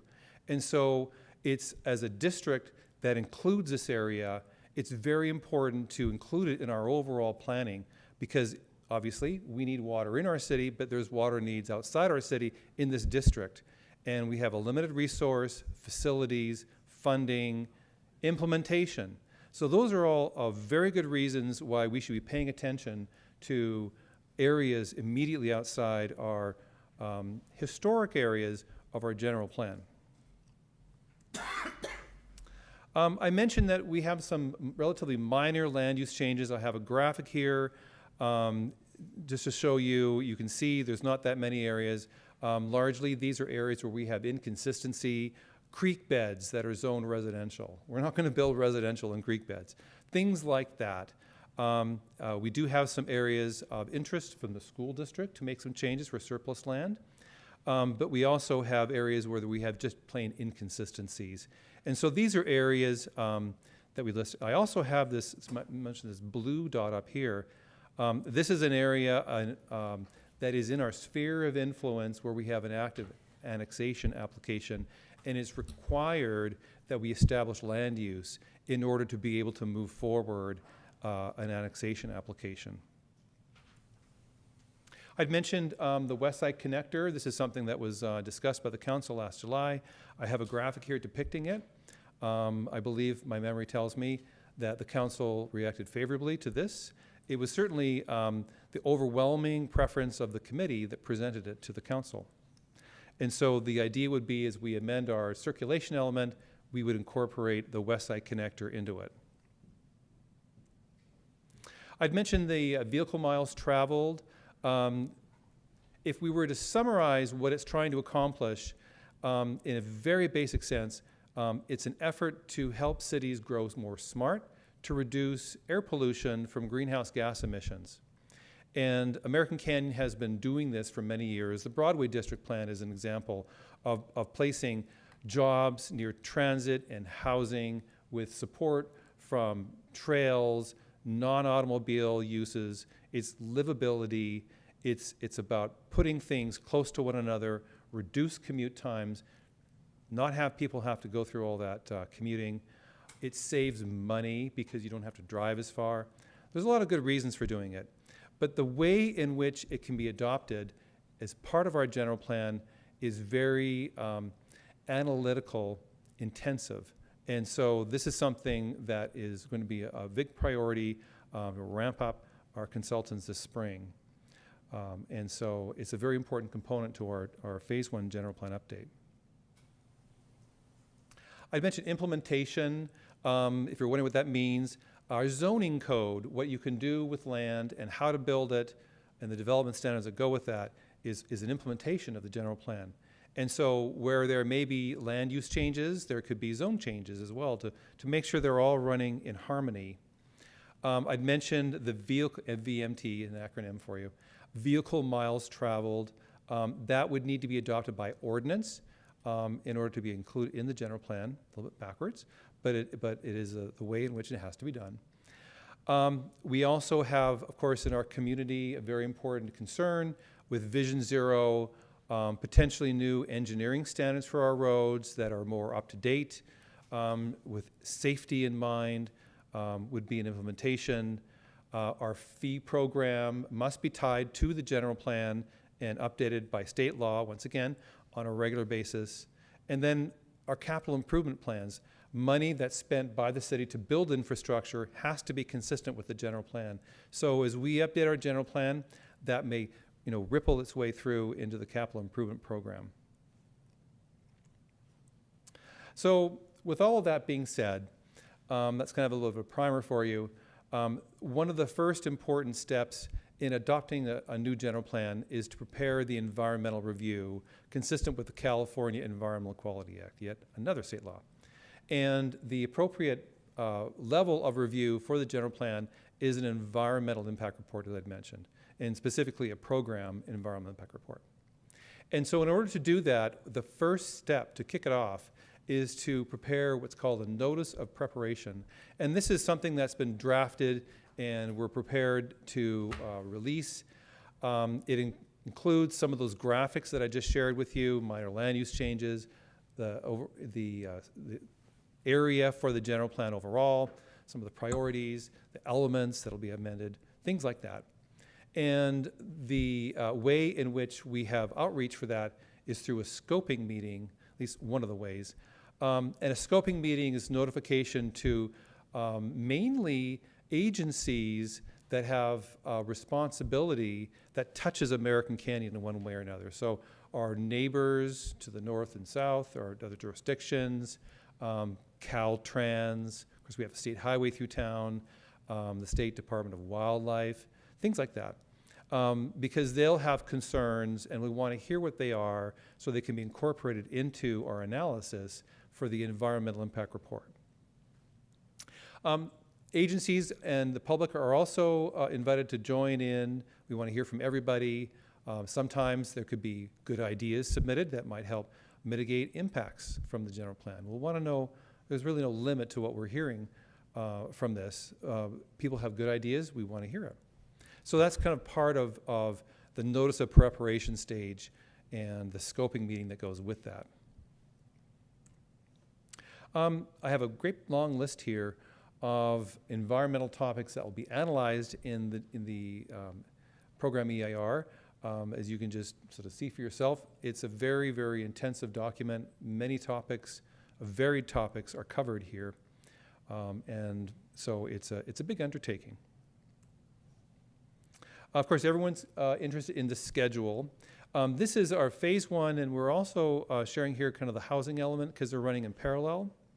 I'd mentioned at the very beginning, the purpose for breaking it down in the sequence is to try to get the general plan up to date, current law as quickly as feasible.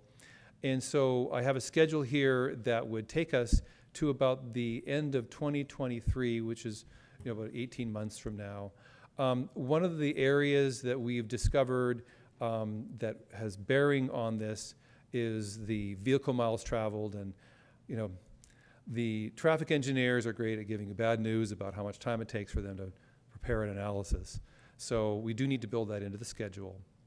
In parallel with that, I'd mentioned is the housing element with its own deadline in accordance with the State Department of Housing and Community Development. We're looking at having our draft housing element submitted to the state in the fall. They have about 90 days in which to review it, along with the other 100+ jurisdictions in the North Bay and the Bay Area. And so we'll get comments from them, expect that happens in January, and then we'll respond as appropriate, and then hopefully get certification in the beginning of 2023. Kind of wanted to mention that we have preliminarily set up a date for our EIR scoping meeting on May 5th, kind of a little plug there. That'll be a Zoom meeting between 6 and 8, so you can join in from the comfort of your home. And hopefully that's a convenient time for most people. Kind of want to transition a little bit now to the urban limit line. I don't know if demystifying it might be a good way to term it, but it's probably not something that most of you talk about at home. It is the product of several years of negotiation between the City Council and the Board of Supervisors. It was really a monumental effort. The time back then, the city doesn't have perhaps as good a relationship as we have cultivated today. So it was a difficult and very important effort. The idea for the urban limit line is to have consensus between the city and the county over the city's ultimate boundary by the year 2030. And I can show you that that has largely almost happened. The initiative was ratified by Citizens Initiative in very short time. I don't want to underestimate the effort by our citizens in putting together an initiative, circulating it, getting the signatures. It was just an enormous effort that brought all the community together to make this happen. And it did really usher in a period of cooperation between the city and the county over annexation of a lot of very important property to the city. I don't think anyone would say, diminish the importance that it enabled Watson Ranch to become a reality, the Napa Logistics Park up by the airport, the high school in our city limits. That's not really an economic thing, but I think it's a matter of pride. Clark Ranch open space, we have Eucalyptus Park, Canyon Estates, a number of very important projects over the last 10 years were possible because of the urban limit line agreement. And as a consequence, the city grew by almost 50%. That's a pretty big jump in just about, a period of 10 years. I kind of want to walk you through these different maps just so that you can kind of get a flavor of what it is that we're really talking about, this urban limit line. And I know that it can be hard to envision it. So I wanted to start with really the basics. And I have a picture here of our city boundary that we all know and love. And over here we have Watson Ranch in the east, the Napa Logistics Park up in the north, the very familiar pick and pull here on the highway. And who could do without the wastewater treatment plant? Not many. And then a lot of our neighborhoods here in the center. And so that's our city today. And so some areas are undeveloped, but most is developed. I'd mentioned our sphere of influence. This is a boundary that is approved by the local agency formation commission. Every county in California has one, and we of course have one here in Napa County. The sphere of influence is a very important boundary because you cannot annex land unless it's in the sphere of influence. And in most of our area, the city boundary and the sphere are really one and the same. And let me just show you the difference. So I've overlaid, in a sense, the sphere of influence on top of the city boundary because the sphere is a little larger. But in almost every case, you can see they're the same, except for this area here. This is off of Watson Lane, Paoli Loop. We have an active annexation application here. It's along the future alignment of Newell. And so this is an area that has been acknowledged already by LAFCO that it should be part of the city. But you don't just get to annex it. There is also an effort that is necessary to do that. But I wanted to show you the difference between the sphere of influence and the city boundary. And I'm going to get to the urban limit line. So here's the urban limit line, and I know I just changed it, and it probably looks to you just the same as what I just showed you. And so in some cases, you're almost right. And so I've overlaid it with the sphere of influence because we know we have the city is here. The sphere is a little bigger, but in many places, the very same thing. And so in purple, this is the urban limit line peeking out from behind the sphere of influence. So in 2008, this was in the urban limit line. This was, in the urban limit line. This was a lot of those areas that were in the urban limit line and outside the city limits have been annexed. So we really only have these areas here. They kind of look small, but actually they're probably like hundreds of acres. So, in the context of the city. But a lot of what was hoped to become accomplished by 2030 has been accomplished by 2022. And so that's a good thing. Mr. Cooper, just the urban limit line is purple. It's purple. Yeah, okay. And it actually underlays the sphere of influence, but we've annexed it into the city. So, or it's in the sphere, covered by the sphere of influence. And so these are areas here. So if I go back to what was the point of the urban limit line, it was to get consistency between the city and the county board of supervisors over annexing land. I didn't mention LAFCO. The decision maker is LAFCO, but LAFCO, in the way it makes decisions, it relies on and depends upon agreements between the city and the county. And so it's helpful to say to LAFCO, we would like you to amend your sphere of influence because we're arm in arm with the county on doing that. And that has great weight with the way in which LAFCO makes its decision. And so that's why the urban limit line, it was so important to have, because if we don't have the consistency with the county, then you have a harder time with LAFCO. And so it has been an important document. But I think key to just the line itself is this agreement that underlays it with the County Board of Supervisors.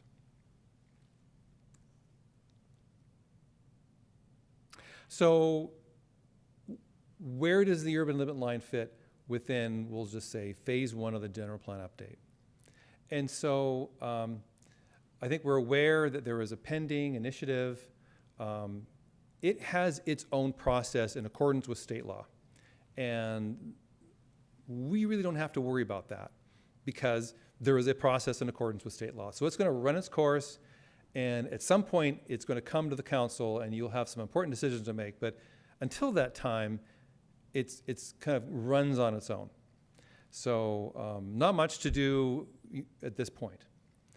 I'd mentioned that the urban limit line agreement runs until 2030, so we're obviously before that. And so the boundary will just stay where it is until 2030 unless there is a new agreement with the county that changes it. Our agreement with the county says that any amendments to the urban limit line needs an initiative. So if you're going to amend it before 2030, you have two things. One, reach agreement with the county.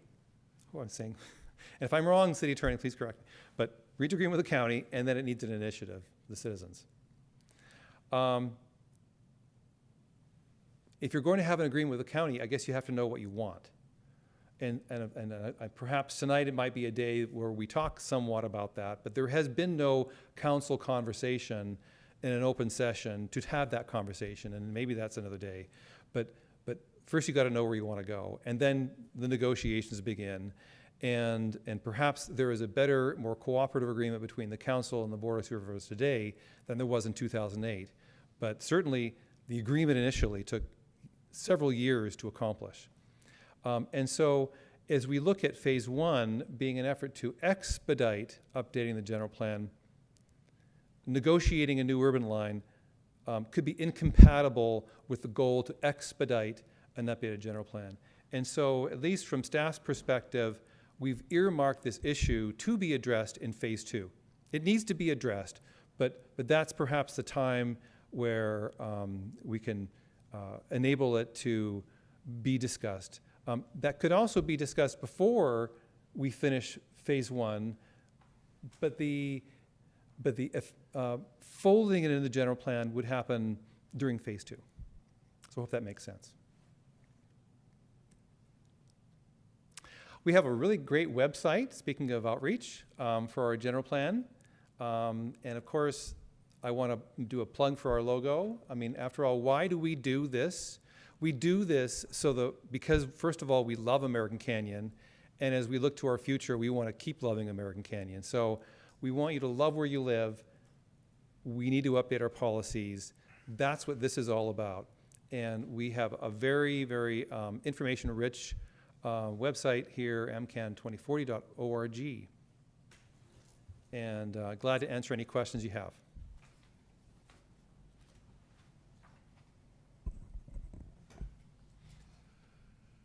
We got a lot of work ahead of us. Say the limit. There has been a lot of work, but yes, there is more work to do. Oh, thank you for the report. I think it's a monumental task to be taken on. But I think, how do you eat the elephant one bite at a time? Yep. Councilmember Joseph. Yes, well, first of all, thank you for the report, very informative. And I do like the idea of breaking the general plan update into two pieces. The technical, more or less the easy stuff, maybe not really easy, but comparatively. But in terms of, the challenges of coming up with a bold new idea, it's relatively easy. And then saving the harder stuff, the more exciting stuff for later. That, to me, that makes sense. It's a great way to get what we need done so that we have a general plan document that is environmentally sound, legally valid, and we can move forward. And that's good. The only offer I would like to add relates to the circulation element, because what I would like to see in phase 1 of the circulation element is something that relates to the Newell extension all the way to South Kelly. I think as a community, we've embraced that. We have a joint statement, I think, from Napa Valley Transportation Authority and maybe even the MTC, all embracing that dual system. So I think I would like to suggest that we modify our NOP to at least include the Newell extension so that it is part of that initial environmental review so that we can move forward in trying to make that happen.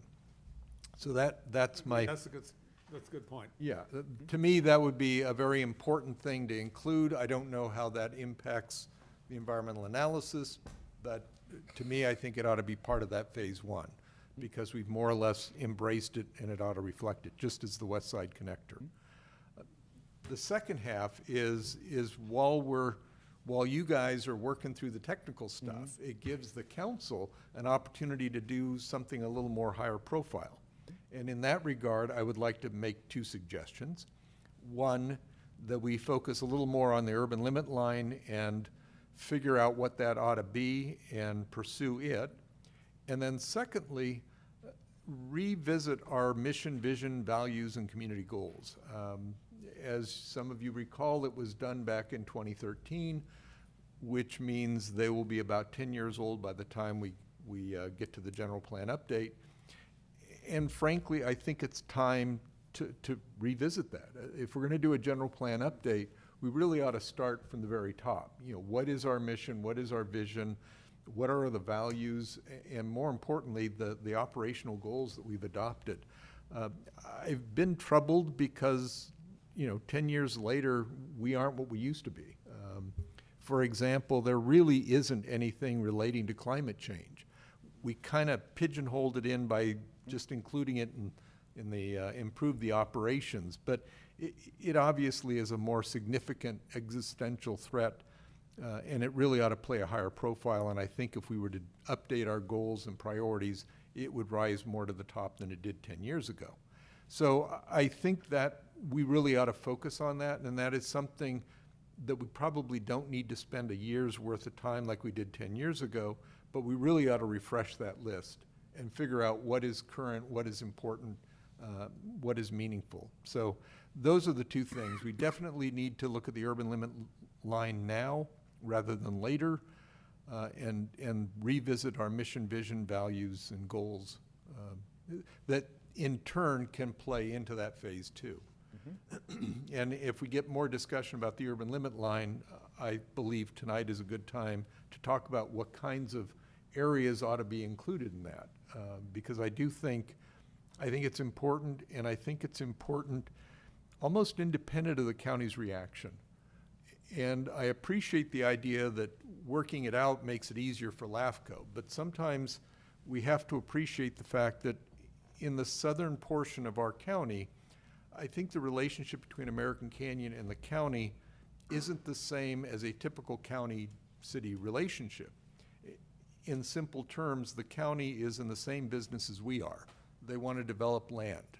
They don't want to pay for the service costs, but they definitely want to get the revenue. I would liken it to Ace Hardware deciding they want to come into American Canyon, but feel they should get Tractor Supply's approval before they move in. They would never do that, and I think we need to look at it in the same manner. That is to say, we need to identify what's in our best interest for long-term economic opportunities and simply say, this is the boundary. And yeah, the county probably won't like it, but it's better to lay down the line and say, this is where we think we need to go, and negotiate from that position rather than ask the county to, what can you live with, because they're going to say nothing. That's my opinion. Well, I just wanted to comment, if I can briefly, on the urban limit line. I agree with that. See, I think what's crucial for us is Newell to South Kelly. We know that. And I think when examining our urban limit line might help us with that decision. But I would say, I've been moving that issue with the perspective that it's beneficial to all of us. It is. It's not just American Canyon, it's all of Napa County. And it relates primarily to workforce connecting to work, because housing costs are exorbitant north of us. They can't afford it. And how do we get our workers in and out? And they also are essential to our economic foundation, to be able to have the workers there when we need them. So I would agree with you on that. I think the thing that I'm wanting to explore later, after I take another comment here, on the vehicle mile travel, because a lot of that relates to environmental impact. I mean, what's the difference between internal combustion engine is designed to operate at highway speed? That's when the chemical reaction, fuel and oxygen, work best. At idle, it works the worst. So there's far more pollution created by cars idling here at stoplights than there's driving. I don't know if that's measured in vehicle miles per hour. I'd like to know. And that, Councilmember Oral. Yeah, thank you for the presentation. I really appreciated the ULL graphics and understanding and explanation of that. I got it, but it's always good to see it, and I think it's really good for the public to see it and to understand that.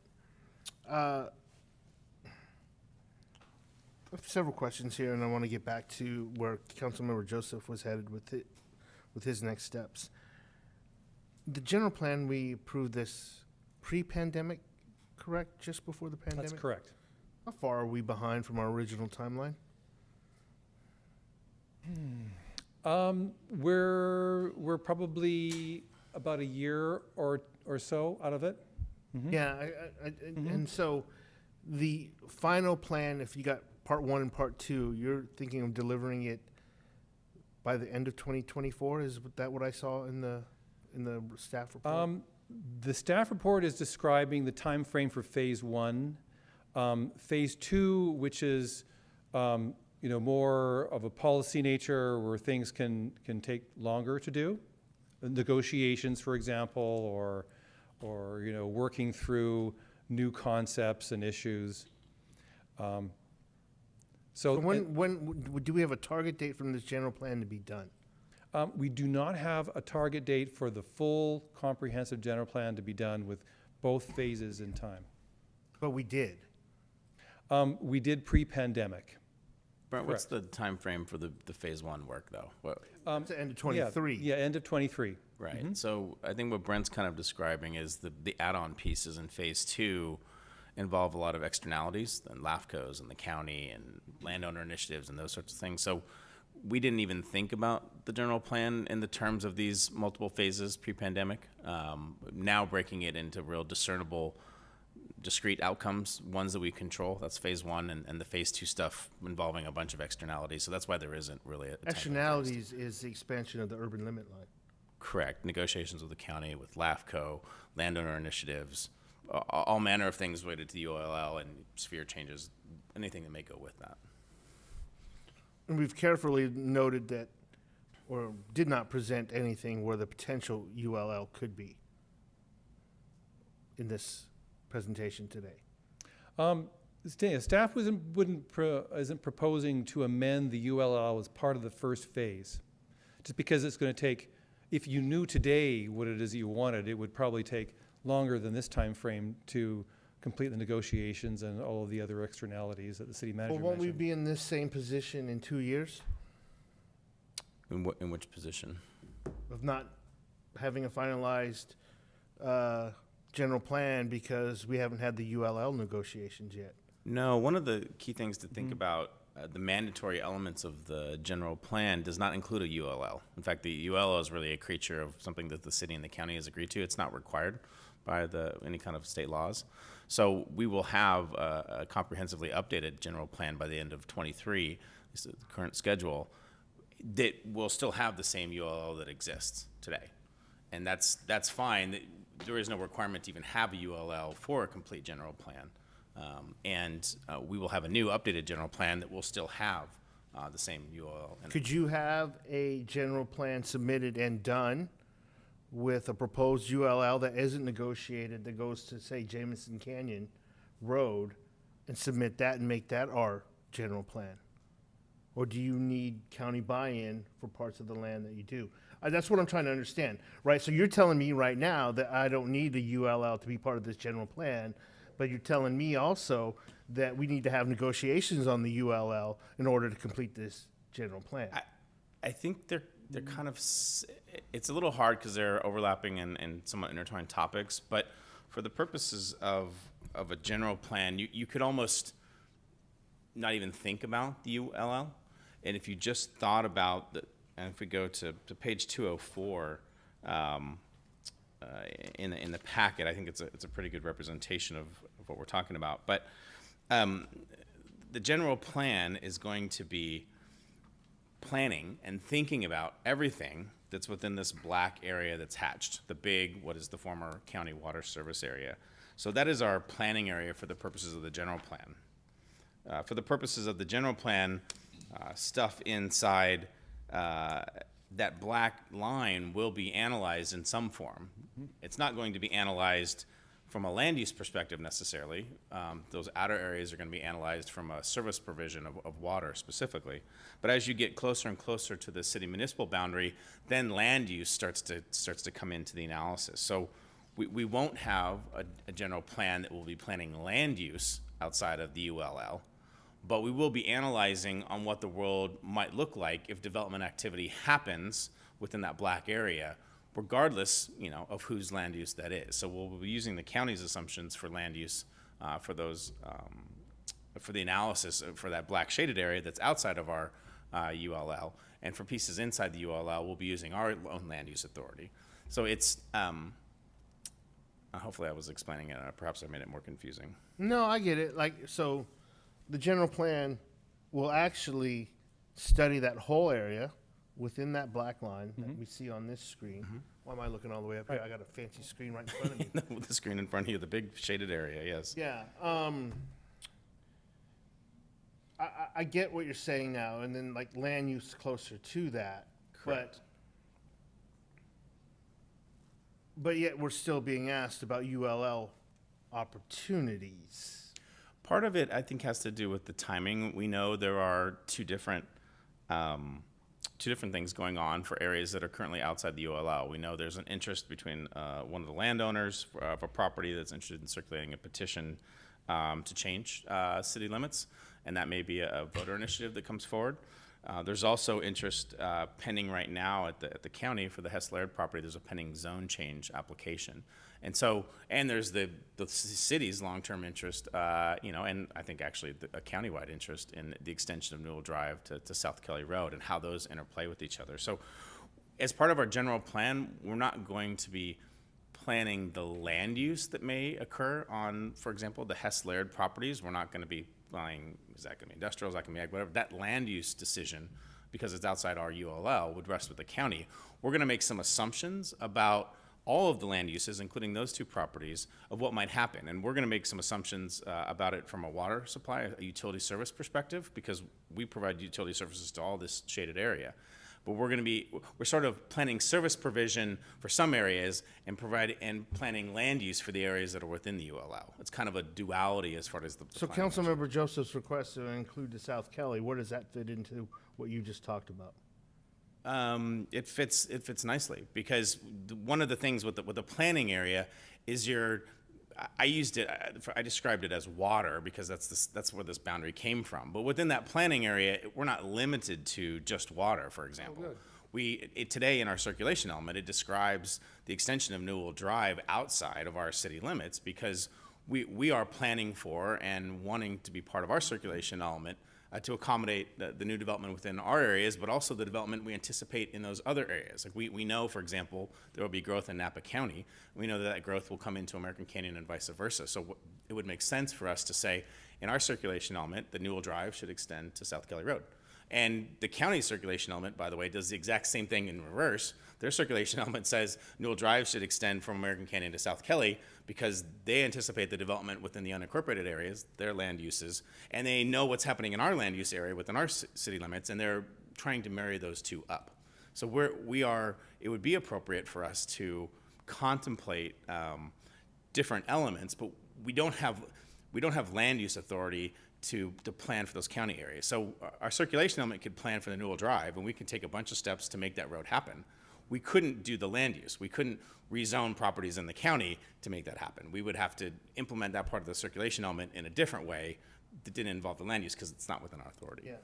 Okay, so hopefully that made sense. It makes a little bit of sense. But where I get the disconnect here is that the staff report says, for this reason, staff has scheduled any ULL revisions for Phase 2 comprehensive plan, which is 2 years from now.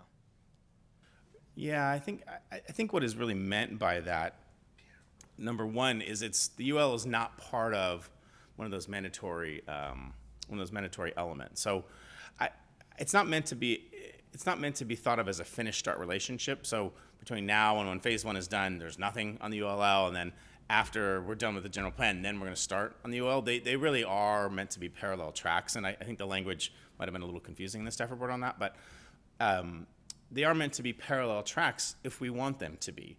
It's just the parallel track with any kind of UL discussions, while it can inform certain parts of the general plan, it's not something that's going to drive the general plan process, and it won't finish in time for the general plan process, which we hope will be done by the end of '23. Well, but elsewhere in the report, it talks about the ULL agreement and essentially there is certain properties. I think there was. Do you have a page number? I'm sorry. No, because I used the iPad that you guys told us to use. Sorry, I'll have to find that. Here. It's in the first staff report. Okay. And it says, if the ULL expires in 2030 with no replacement or extension, annexing these remaining ULL areas could become more challenging. What is the risk of letting it expire or not coming to an agreement to this?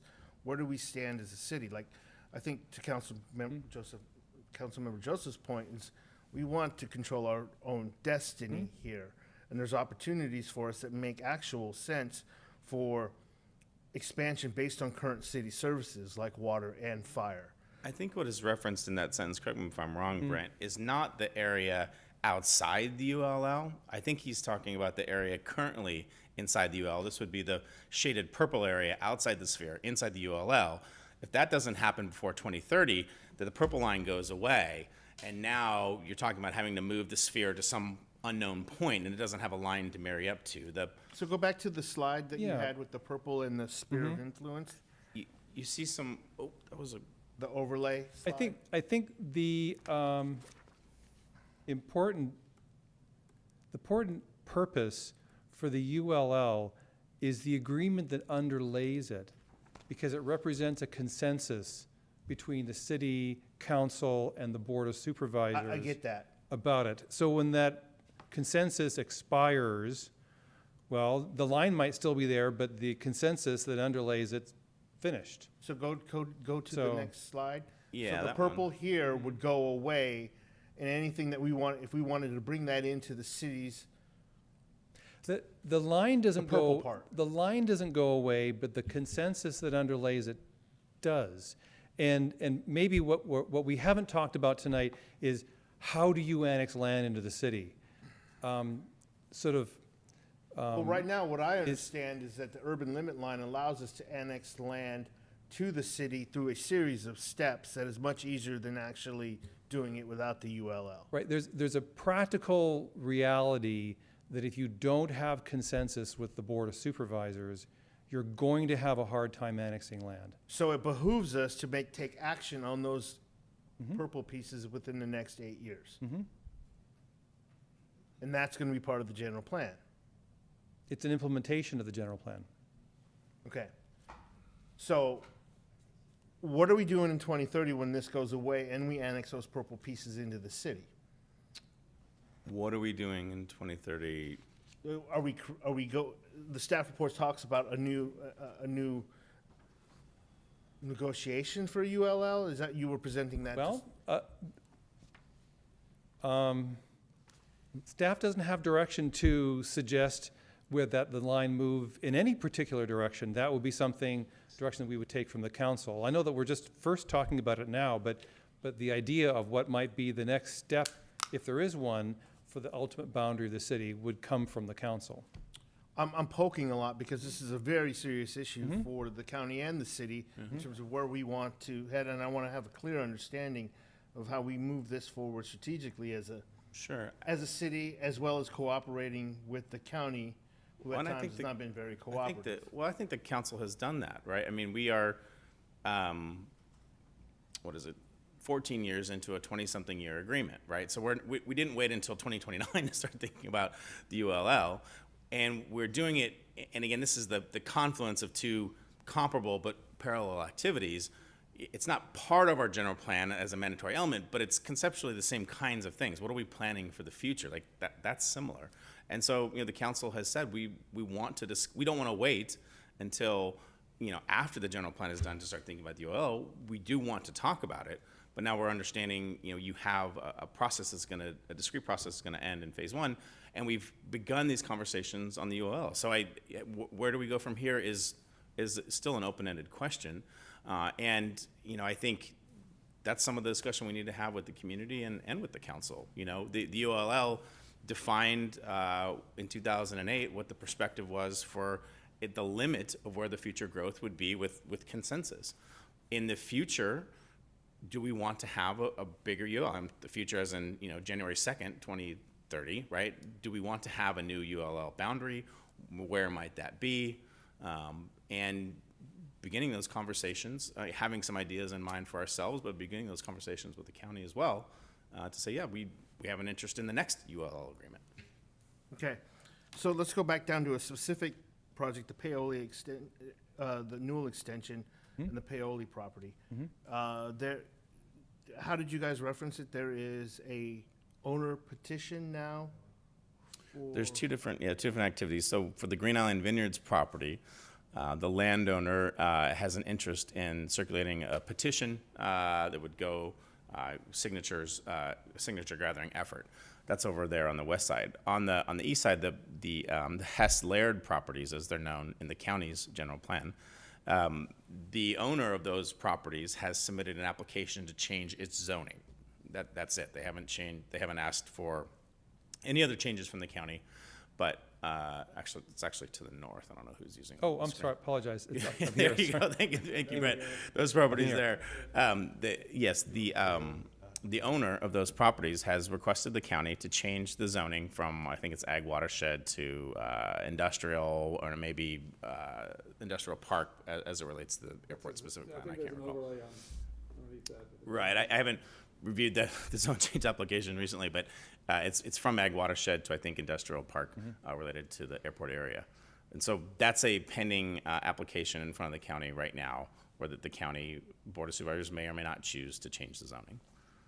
I was asking about the Paoli property and the extension there, because where does that stand right now? Sure. So the Paoli property, which is all of that kind of orange hashy area there, that is the city is initiating a city-initiated annexation process, because that's land inside the sphere, inside the ULL, largely the Paoli property, although there are a dozen or so other properties in that affected area, in that affected territory.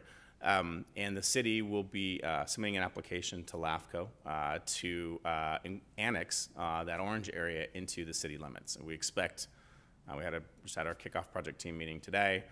We expect that process, to be submitted into LAFCO 4 to 6 months from now, realistically.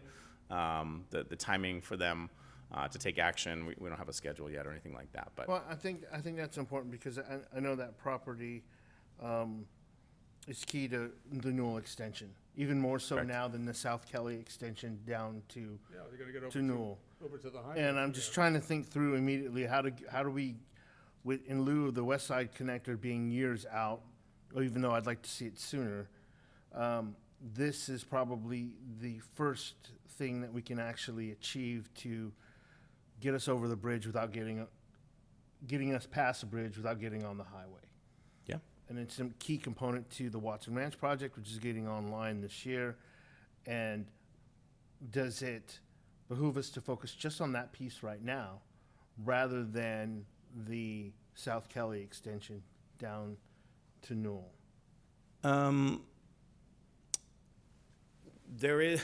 There isn't anything for the city to do on the extension to South Kelly, because at the moment, it's outside our ULL, outside our sphere. We don't control any of the land use. What we are involved with, though, as a service provider for water, is talking to those owners who are requesting the zone change from the county and indicating, what we might be able to do as a service provider for that. And so, there isn't.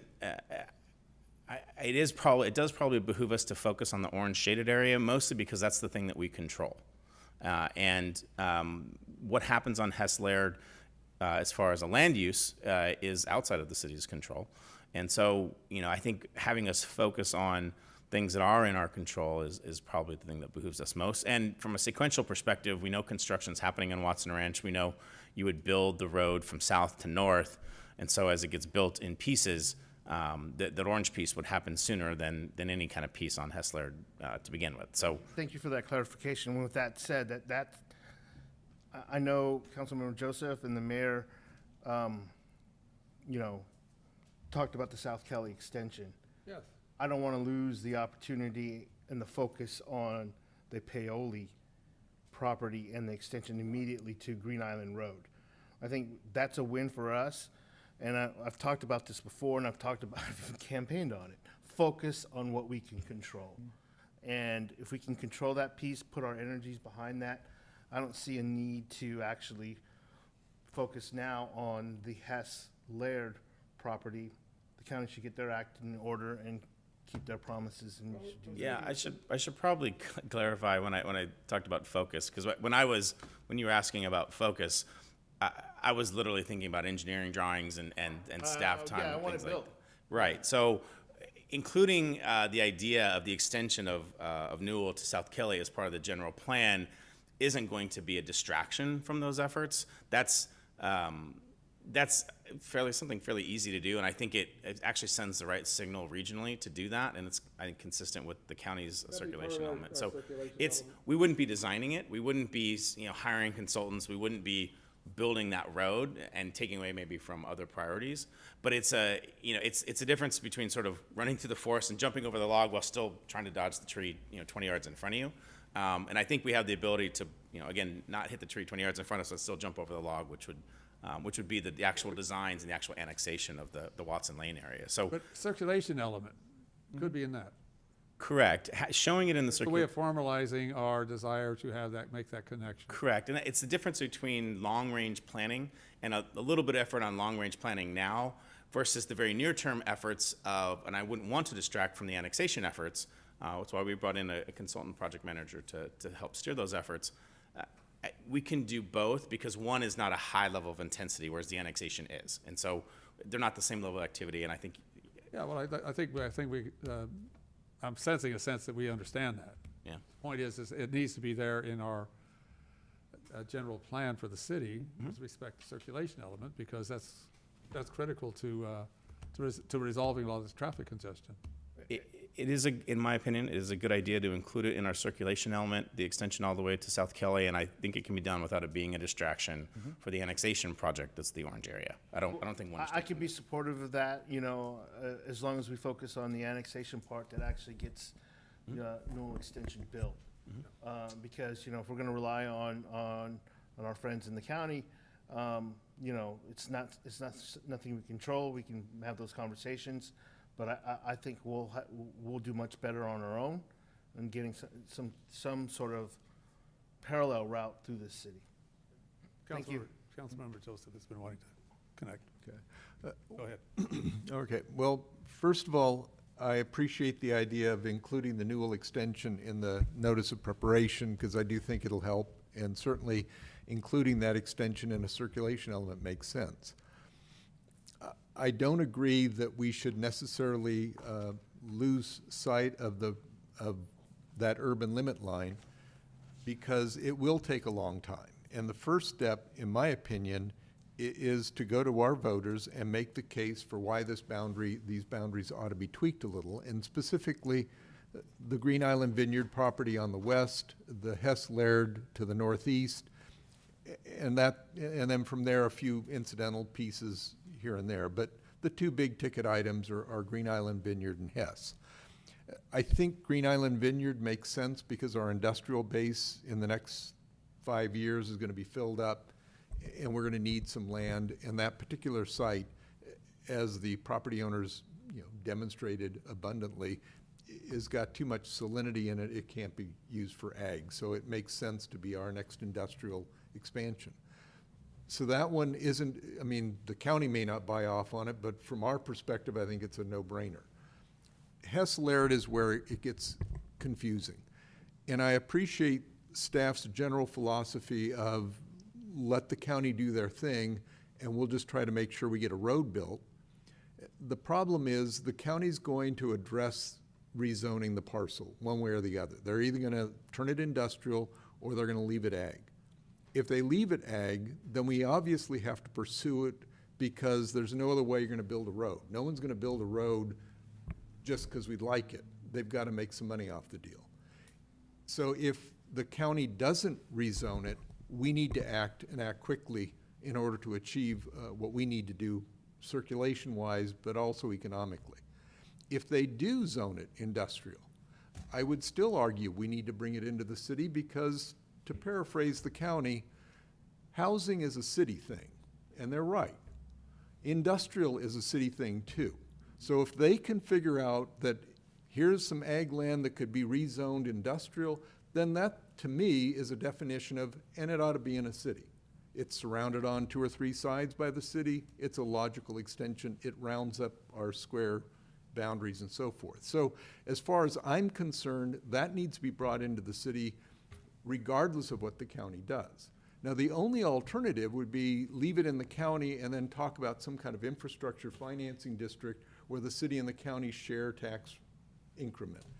And from what I understand, the county may not be receptive to that, or certain county officials, elected officials, may not be receptive to that. So the way I see it is if we want to get that road built, and I think everybody wants it, we're going to have to come to grips with the fact that we've got to bring it into the city.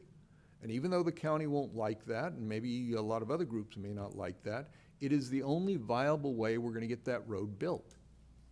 And then you go one step further. Do you want to have another 200 acres of industrial warehouses where there used to be vineyards? I mean, there's a lot of people that are frustrated that that isn't a vineyard, and frankly, you could count me in that category. But since they're gone, I don't necessarily want to see more warehouses right there. We could be looking at different concepts. It could be as dramatic as some kind of a mixed-use project that is visitor serving. It could be a Field of Dreams sports complex. It could be a lot of things. That isn't going to happen in the county because all they've got is, you know, agriculture or industrial. An industrial, you know what that looks like. So as far as I'm concerned, the Hess-Laird parcel needs to be thrown into the mix. Sequentially, I get the idea that it would make a lot more sense to just do it sequentially, get the technical side done, do the Paley annexation. 2 years from now, start talking about a new urban limit line. The problem is 2 years from now, these parcels are going to do one thing or another. They're in play now. So unfortunately, we don't have the luxury of saying it would be a lot more convenient to deal with this in 2 years. It's in play now, and I think we have to act now. I also think we can discuss an urban limit line, present it to the voters, especially if Green Island Vineyard is trying to do an initiative, see if we can't talk them into redefining his boundaries and start over again. But I do think we ought to be looking at putting it on the ballot sooner rather than later. And if we can sell our community on the concept, leverage that strength in negotiating with the county. Right now, we can negotiate with the county and they would argue, well, your people don't want to be, they don't want that much growth either. And maybe they don't. But if we go to the voters, sell the argument, and they support it, we're in a much better bargaining position to tell the county, this is what our people want to do. It's hard to argue that Green Island Vineyard could continue to be agricultural. And it's hard to argue that Hess-Laird ought to be a bunch of warehouses. So from my perspective, I think we've got to focus on the urban limit line now, in large part because those 2 big parcels are in play. And sometimes you don't get the luxury of doing it when you want to. You got to do it when you got to. And right now we got to. How do you see these 2 pieces merging with the general plan? If I may. I'll defer to our attorney. I just add 2 things. One, I think I agree with Brent on 2 factors.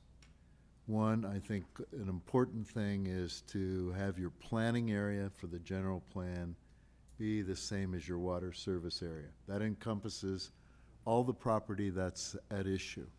The criteria in the general plan guidelines, indicate that that's legitimate because of geography, service, prospective service area, proximity to existing service sources, which certainly fits the Hess Foundation property.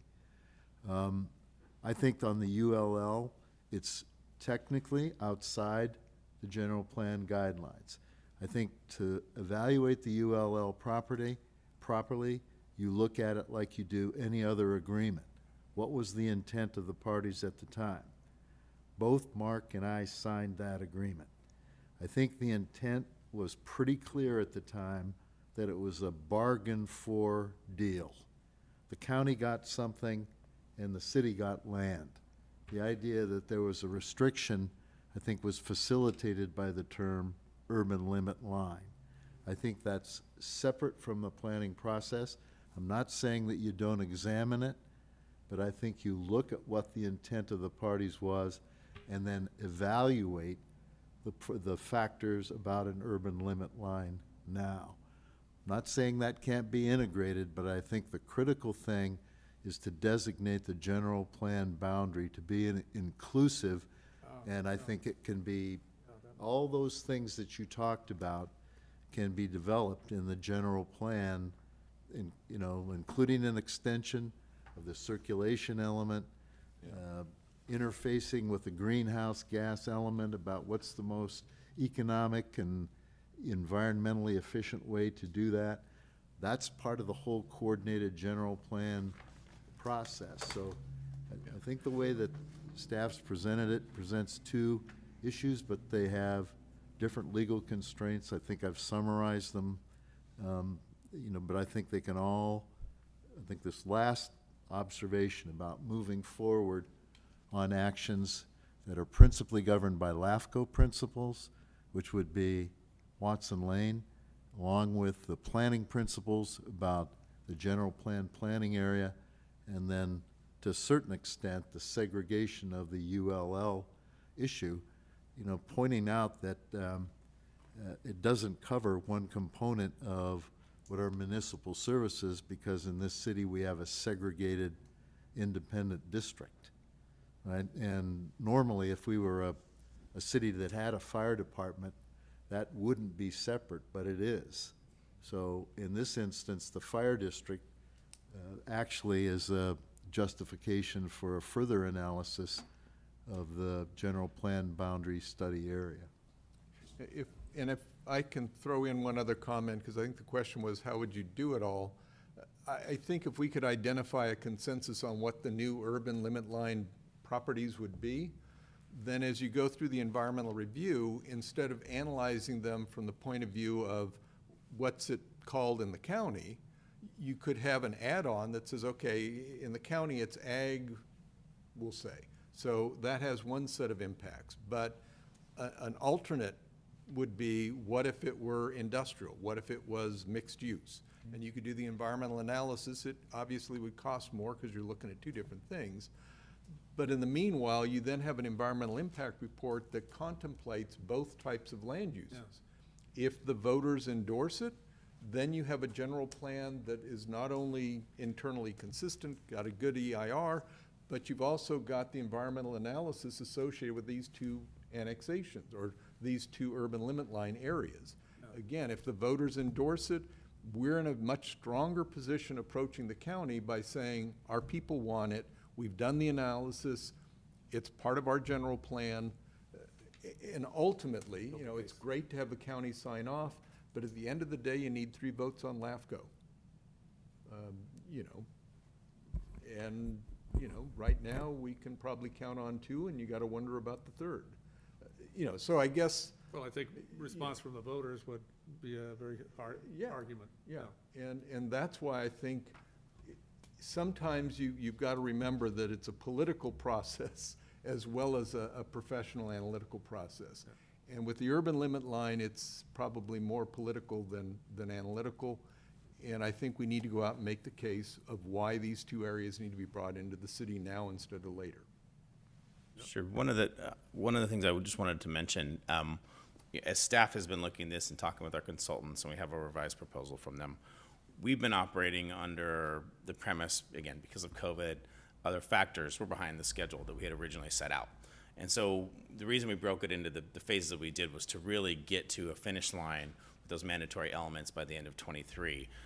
To Bill's point, there is no reason and some of the suggestions that Councilmember Joseph has come up, there is no reason we we can't do that, right? I mean, you could take the NOP that's here and you could shade some of those areas on the Hess-Laird property and say, we want to consider, we're giving notice of our preparation with the IR that's going to consider potential land use changes of there. You're not necessarily saying when those land use changes, and you're preparing an analysis that talks about those land use changes. And you could also have one that says, here's what that future ULL is. So those are all things that are possible, and you could make your general plan more encompassing. There's no restriction on making your general plan, which is just an analysis, basically, at its core, and a set of policies. There's no reason it can't be more encompassing.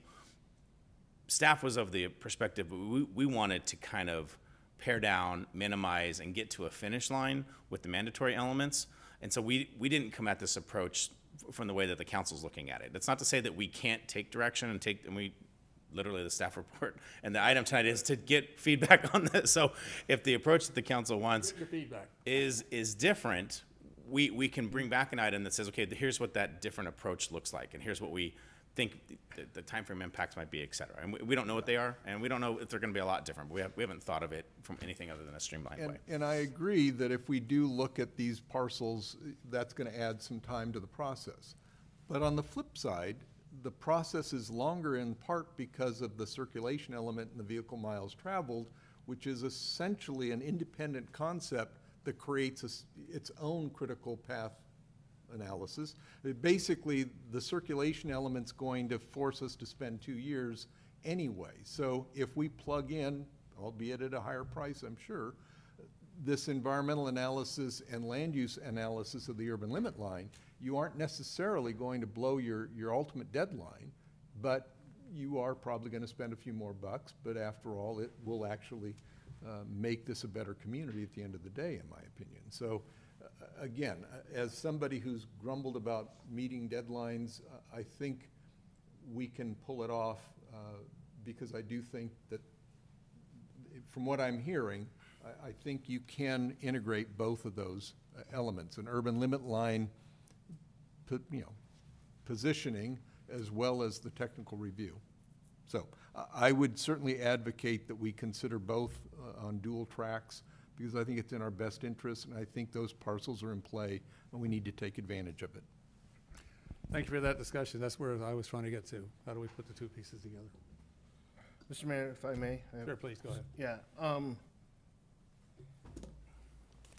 So if you're going to do that, then you talked about the Hess-Laird Vineyards and then the Green Island property. Yeah. Then I feel like that is going to take a little bit more, because I think we're being a little myopic, because those are just two properties that you're talking about. There's properties that are just north of that we service for water and fire, fire being separate, obviously, because it's a special district. I think that has to come in front of the people to understand the opportunities for the city. I mean, yeah, we're giving water to Eagle Vines, Chardonnay, right? And that's a city service that we're doing.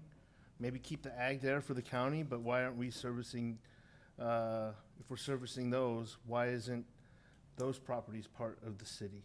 And the areas that are going to be probably industrialized there, just north of Doctor's Company and other places like that. That is a discussion that could be part of this, because that's the general plan for Vision AmCam 2040, right? So now I don't want to pigeonhole ourselves just for these properties, if we're doing that, but then that takes away from the focus of the opportunity that's right there on the Paoli extension of really the big, Hess-Laird is an opportunity, obviously, either for the county or for the city or for something else together. But really what this, to me, is a parallel road extension that needs to happen immediately. And I don't want to lose the focus on that. And if we have to delay a ULL discussion to get that one thing done, I'm okay with that. I feel comfortable with that, because we're actually going to be delivering something that's in our control. But if I'm going to go along with Councilmember Joseph's train of thought, which I'm willing to do, I don't want it just to be on those two properties. It ought to be on everything else. But then again, I pause Yeah. Because of the attention that we need to do and the opportunity that we have right in front of us. And that's a good point. And I tend to agree with you that we ought to not just say, well, these are the two parcels that we've noticed, because there's others. On the other hand, it doesn't have to be an exhaustive analysis either. You can have a public meeting or two that says, hey, here's some maps, here's the rationale. Oh, by the way, do the property owners want to be part of this anyway? I mean, I remember when we looked at the annexation years ago, as you go down Green Island Road through all of the weird junkyards and all that, a lot of those guys did not want to be part of the city, which worked out because we were a little leery of adding them to the city anyway. But I think in that exercise of soliciting public input, part of the discussion is going to be, are the property owners interested?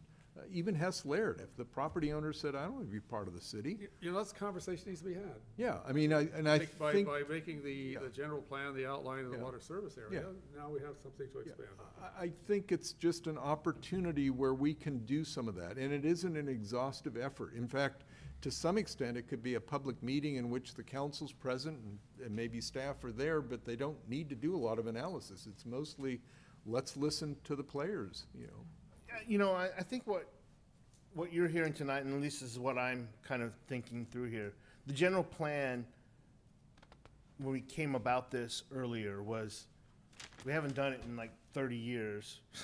We got to do it because we've amended it like crazy. So let's just do this as a process to get it done and put it on paper because we've got all these things happening. Yeah. And I think what we're seeing happening now is, oh no, this is an opportunity to really have a vision for the city in the future that goes beyond just the technical paperwork of vehicles mile traveled, infill, rezoning creeks to housing, but to actually have a vision for the city moving forward and what the potential could be for 2040 and beyond. And we know, and we've had these discussions as a council, and we've heard it from our attorney, our city attorney Bill Ross. We're in this sort of, and for the people that are out there that may be watching this, we're in this quasi-weird world of where we do city services, but they're not part of the city. There's a very unusual thing, as I understand it, for that. And this is our opportunity to take advantage of aligning the services we provide to who we are as a city. And maybe that's what this general plan and this discussion is where it's headed. Yeah, and you're right. And that gets back to the other suggestion that we maybe revisit our mission, vision, value statements because they're 10 years old. Yeah. So if you integrated the two and say, okay, let's rethink what's our vision or update that along with, and what might our boundaries be, that becomes a very worthwhile public outreach approach. And it really ought to include the council, it really ought to include our key management staff, so that we get some feedback from the public, and from there, it'll inform us on where we should go, what our next steps are. But I think you're right, Councilmember Oro. The point of a general plan in some respects is it is in fact the vision of what a community can become. And then everything else is just the technical mechanics of how it happens. But there's like a 2 or 3 page vision statement, which, is pretty compelling if you read it. It was 30 years old, but it's pretty compelling. Well, I just went to the website, and that's one thing I thank you for bringing that back up. I feel like the vision, the American Canyon one, that's the cartoon version that we did. Very pretty. I think it still holds. I think it still holds, honestly, and I don't know if I would put as much weight on that as maybe aligning the general plan to fit this vision, because it still is engaged, diverse community, destination for outdoor experience and beauty, and a hub for economic vitality. I think it's the operating goals, the 7 goals is what I have more of an issue with, because they are. Those are a subset below the mission, vision, and values, right? Yeah. Just my point is that I feel like the general plan gets to meet that opportunity. Yeah. We could have that discussion. I put less weight on that. Okay. But I appreciate this discussion, even though I've been talking mostly about it. So I want to kind of bring this back down to some next steps. If the council's okay with that, we've covered a lot of ground. hearing a desire, and I'm assuming it's consensus from the four of you, a desire about, I'm going to call it, not as much going through the motions and more exploring this future boundary question, and acknowledging that probably will cost more, and I do think, Margaret, it is going to take a little bit more time. We don't know yet the time impacts, but even with those two things acknowledged, it's something that we're interested in exploring and doing, and really taking this to the step of asking. And I think this is actually going to be a very interesting juxtaposition, because all of the land, this ULL land that might be outside of the UL that we provide service toward, that might potentially be within a future UL or future city limits, that land, there are no residents, virtually none, or there are no residents of that land. That is all commercially owned. There are no voters. There are no residents of American Canyon. It's not like the area around Watson Lane where there are people living there and so forth. And so the idea is to both ask the residents who currently live within the purple area up there on the map, but then also the landowners themselves north of the ULL, what they would want. And what I said, it might be an interesting juxtaposition to have those two in the same room talking and thinking about it, because I don't know that they're going to be on the same page, but it'll be interesting. They might, and it would be, that will be an interesting conversation. And I think my next question for you all was, would you envision doing that at the same time, or would you envision kind of a different focus groups? One, focusing on residents, kind of explaining what ULLs and boundaries are and processes, and the other focused on the commercial businesses and the landowners, kind of a separate conversation, because for them, we're talking about monetizing property, we're talking about getting roads built, and it's not necessarily the same conversation for what the residents. Probably for individual property owners, that we're talking about, there needs to be some one-on-one discussion, because ultimately, as you pointed out, they aren't a lot of residents. There's not going to be a vote. It's really, does this property owner want to be in the city or not? And if the answer is no, the economics of it. Yeah. Yeah. But otherwise, remembering that if we do have an urban limit line vote, the 20,000 residents who live in town that are going to make that vote, they need to be sold on it. So somewhere we need to be engaging the public on what is this concept, why are we talking about it, what specifically are we looking at? The benefit to us. Yeah, why are we doing it, and so on. So I think they may not be merged into one, but they're two different things.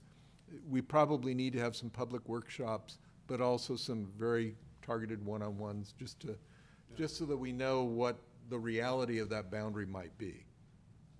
Yeah, and I'm actually, as I think on the fly, thinking those conversations probably need to happen first, because having a larger workshop with residents and going through this whole explanation for them, for a lot of this is going to be jargon that they're going to get familiar with. How we explain that, and in a sense, it's what's in it for me is potential opportunity, right? You're talking about revenue growth, property tax growth of the city, from an economic perspective. What's in it for me? Better city services, et cetera.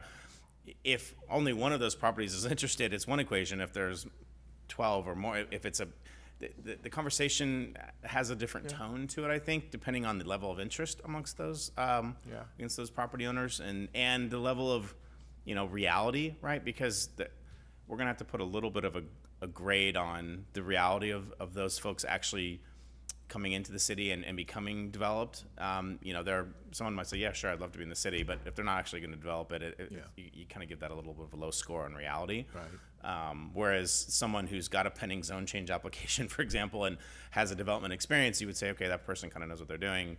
The chance of them developing, regardless of who has the land use, is much higher. Yeah, I think you've got a good point. I think you're right. The first step is to meet with some of those strategic property owners. We've probably all met with a few of them ourselves, so we kind of know where the answers are. But there's others. I think looking at some of the parcels out there by the Doctors Group and some of those others, that might be interesting. We don't hear too much from them, so that might be worthwhile for staff to reach out to, just to say, hey, we're You're not going to know shopping. until you ask. Yeah, we don't know until we ask, so we may as well ask. Right. But But I agree, this has been a good conversation, and I think, Wow, I feel I very think we're, productive. we're kind of getting into what I think is the real purpose of a general plan, and that is, defining what we can be. Well, I think the big conversation too with the community as at large is a better understanding how this process works. Sure. Maybe that can be our first TikTok. Yeah. How do you annex a city? We have to dance to it, though. That's right. I think David volunteered But I for think that. also, part of it, what's their vision? What amenities they want? What benefits they want to have? I mean, we're going back, I'm on council here. We didn't have a Safeway grocery store. Mhm. Didn't have any grocery store. We're shopping in Vallejo. What did they want? Well, we want to buy groceries in town. Great. Restaurants, I think probably two? Yeah. Now we have more. We got a high school. We wouldn't have that before. So that's an important conversation. What's their vision for it? In the past, it was, we're a bedroom community and that's all we should be. We don't want all that other hassles and stuff.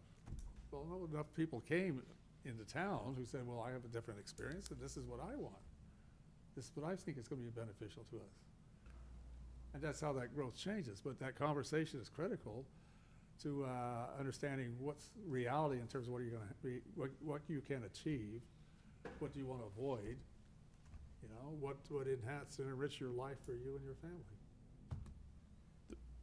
One question I have as we start to explore, contacting some of these landowners, there is, at least in my mind, a significant difference between a vacant land and an already developed land. Yeah.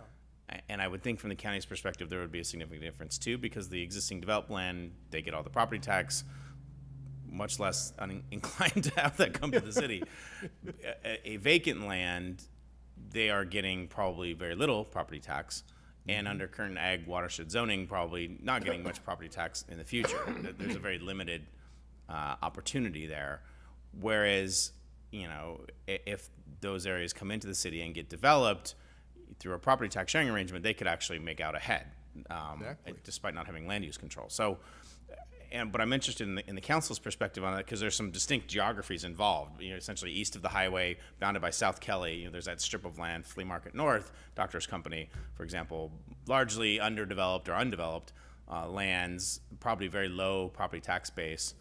Is that more of the kind of opportunity that you are thinking about? Or, you flip to the west side of the highway, in that case, mostly but not entirely developed. There are some sporadic undeveloped properties, through in there and through up towards the airport, but a lot more hit and miss. I think you would probably more of a checkerboard kind of thing if you were talking about just the vacant land. So is there a preference as far as that? Does that have to do with how the view shed on the highway? Does that lend into that preference, or is that too specific of a request? Well, I think you're right. Looking at a parcel that's fully developed, the thrill of annexing it is pretty much gone, because we would just assume all the responsibility and get none of the tax. So that's one consideration. I think on the east side, if you go much further north than South Kelly Road, you start running the risk of kind of having this finger of the city going up a little too far. I mean, right now, Hess Laird is surrounded on two sides. Going north of that area, all of a sudden, it's not surrounded on almost any sides, and so if you look at it from the perspective of what would LAFCO think, to me, I would let the LAFCO criteria influence a little bit of those boundaries, because, like I said, at the end of the day, we just need 3 votes on LAFCO, not with or without county consent. So. Sure. It's like we need 3 votes on County Board of Supervisors. Yeah, it's it's something I learned as a city manager. If you can count to 3, you're doing good. So. Sure. I'm thinking about again, as part of any kind of a ULL initiative for the voters in American Canyon, what might they find as appealing or beneficial? And I mean, the land use appeal of an undeveloped property is that you can develop it and make it your own, and hopefully something that the community would appreciate or like, versus I think one was already mentioned, sports complex. There was interest in that for a while. Sure. You couldn't find a parcel big enough. Yeah, the 2 big pieces, Green Island and Hess, The sales pitch there is fairly straightforward. Green Island, we need the industrial land, and it's kind of ruined as far as the soil. Hess is more a matter of we need the road, and then it's more like, you know, and what can you envision? I mean, here's a big chunk of land you could do some really exciting stuff with. Beyond that, you know, I think those other areas we ought to look at, to Councilmember Oro's point, because we should, if we're going to start changing boundaries, ought to look at everything and not just, you know, the two big elephants in the room. We ought to look at any others. So I do think we ought to look at it, but recognize, you know, the further north we go, the harder the sell. Well, yeah, but I think that's. Let's look at it. It's over time, so this Yeah. is, look far into the future. Okay. Exactly. But start now. Okay, so as we start to go down this path, we're gonna limit our perspective to the undeveloped properties, and as far as the developed properties at the moment, we'll hold off on contacting them, and we'll really just start thinking about some of the undeveloped ones. I mean, I would love to have a golf course actually in the city versus nearby, but, you know, I just wonder, you know, what we would do with it since it's already developed, unless we got rid of it and turned it into something else, and I don't know if I want to go there either, so. Yeah, don't go there. Yeah. So, okay. All right. Thank you for the feedback, council, and Brent and I will go back and kind of put our heads together and come up with some next steps, Very good report back to discussion. you. Very good. So you're going to come back with kind of an updated notice of preparation and that kind of stuff? Correct. or- We're gonna come back with probably a couple of versions of a notice of preparation, given the topics that we've had, and you know, an update on how we might accomplish some of these contacts with the landowners and the undeveloped land, and what the process for that might look like. We're gonna talk with the consultant team too about what, you know, folding in this, these opportunity areas outside the ULL into this phase one, you know, what does that look like from there, from a studies perspective, from a schedule perspective, you know, what is the response to that? And then we'll give that feedback to council as well. It will be June before we would bring that back. I don't see us being able to bring that back to you all in either of the two May meetings, probably the first meeting in June would be my hunch. Okay. Public comment? Yeah. Are you ready for that? Yeah, I'm ready for that. We're not all talked out. Public comment on this matter. Anybody weighing in? Let's see. I have no hands raised. Okay, I'll close public comment. We'll take it back to council. No action tonight, council. We're gonna bring back some of the suggested changes, tentatively for June 3rd. All right. We're now on to management staff oral reports. Yes, Public Works Director Smithies has a smidgen of good news. We'd like to hear good news. Good news. Oh, I know what it is. Oh, really? I want to be surprised and happy, so there. Well, we'll feign surprise if we have to. Good evening once again. I would like to provide you an update on the Eucalyptus Sidewalk Gap closure. We had a bid opening today. We received 9 bids. The lowest bid was, and the low bidder, the current low bidder was at $219,000, and the high bidder was approximately $483,000.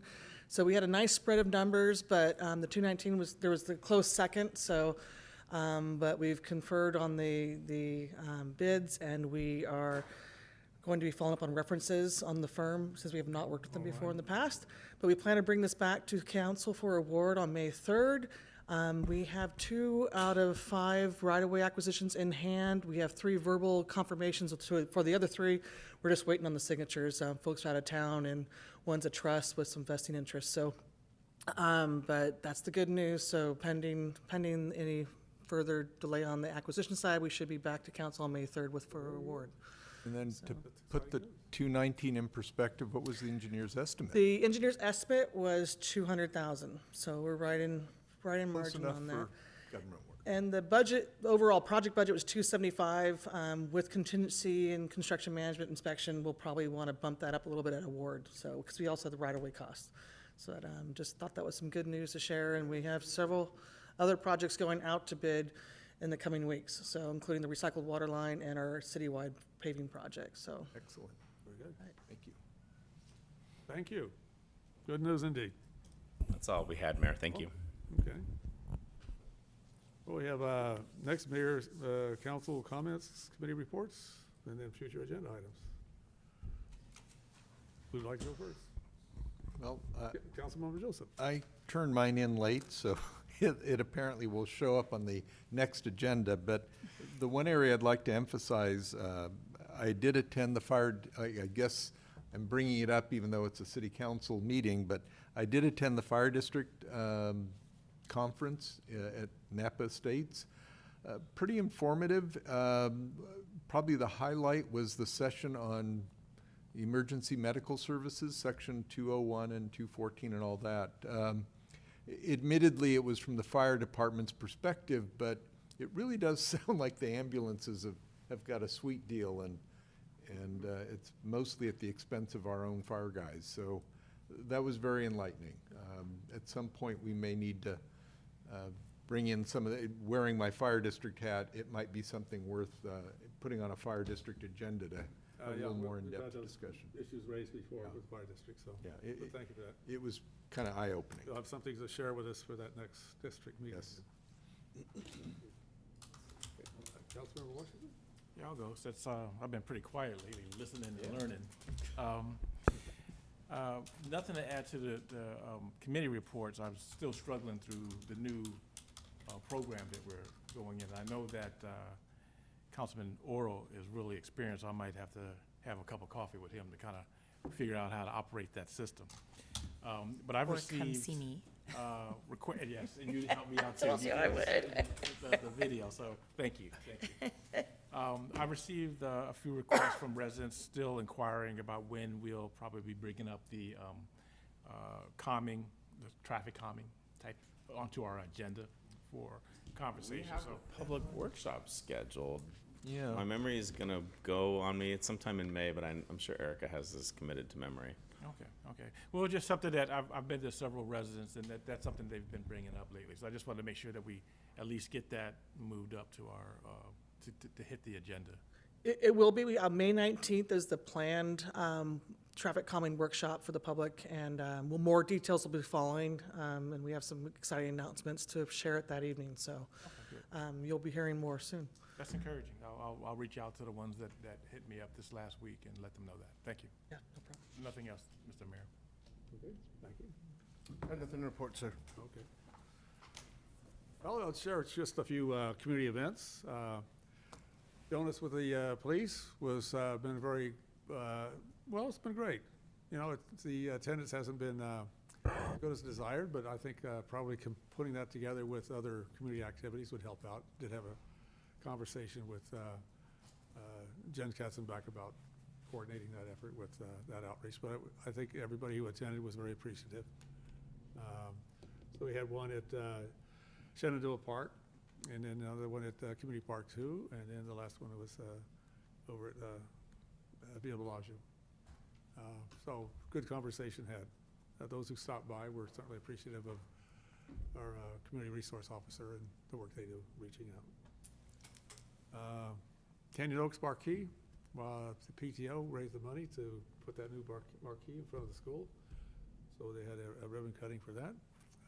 Great point to celebration. We had actually school board members came down, superintendent came down, so moment of celebration. And the really fun one was this past weekend was the Easter egg hunt that was put together by all the elementary school PTO, PTAs. Again, we had the city police there. We helped, I'm on the CERT team, so we got there early, about 9 o'clock, put the pop-up up, then it started raining. So this does not look good. I had checked 3 local TV news for the weather report, and all 3 agreed that it would be sunshine by afternoon, and they were right.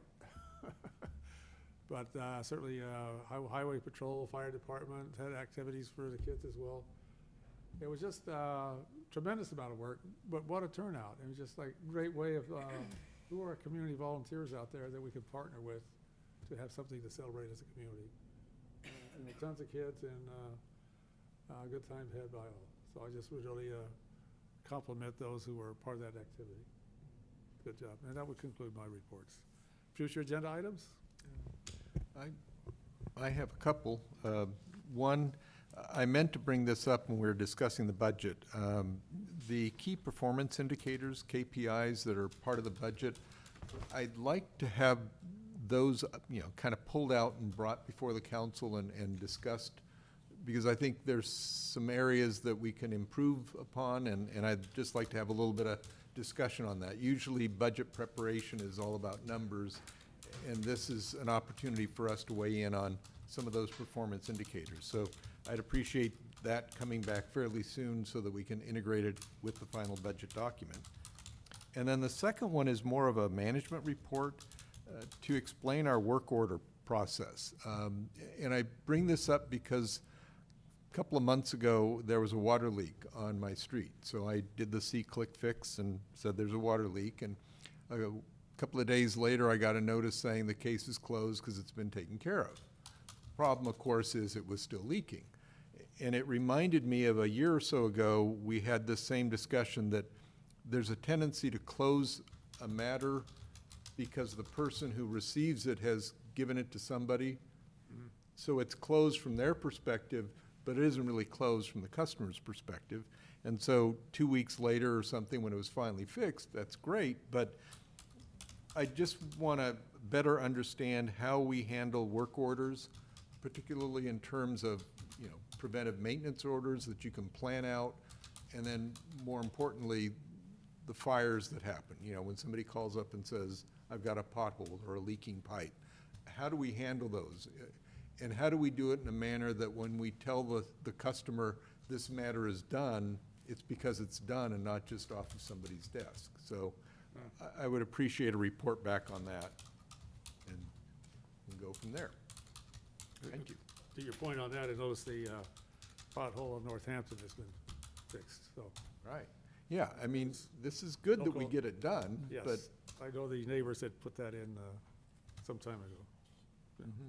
Well, what would be helpful also to explain why there are delays in terms of priorities of things we have to get in. yeah, I mean, there's a lot of apps out there that really manage workflows very well. I mean, see-click fix isn't nearly as robust, so that's an option too. But I'm just curious to see what is the internal process right now and where can we make some suggestions. Thank you. Thank you. Anybody else? Future agenda items? No? So on the KPI item, that is something we can bring back. We're looking at May 17th. We would do that as part of that budget item that we're going to bring on that 17th.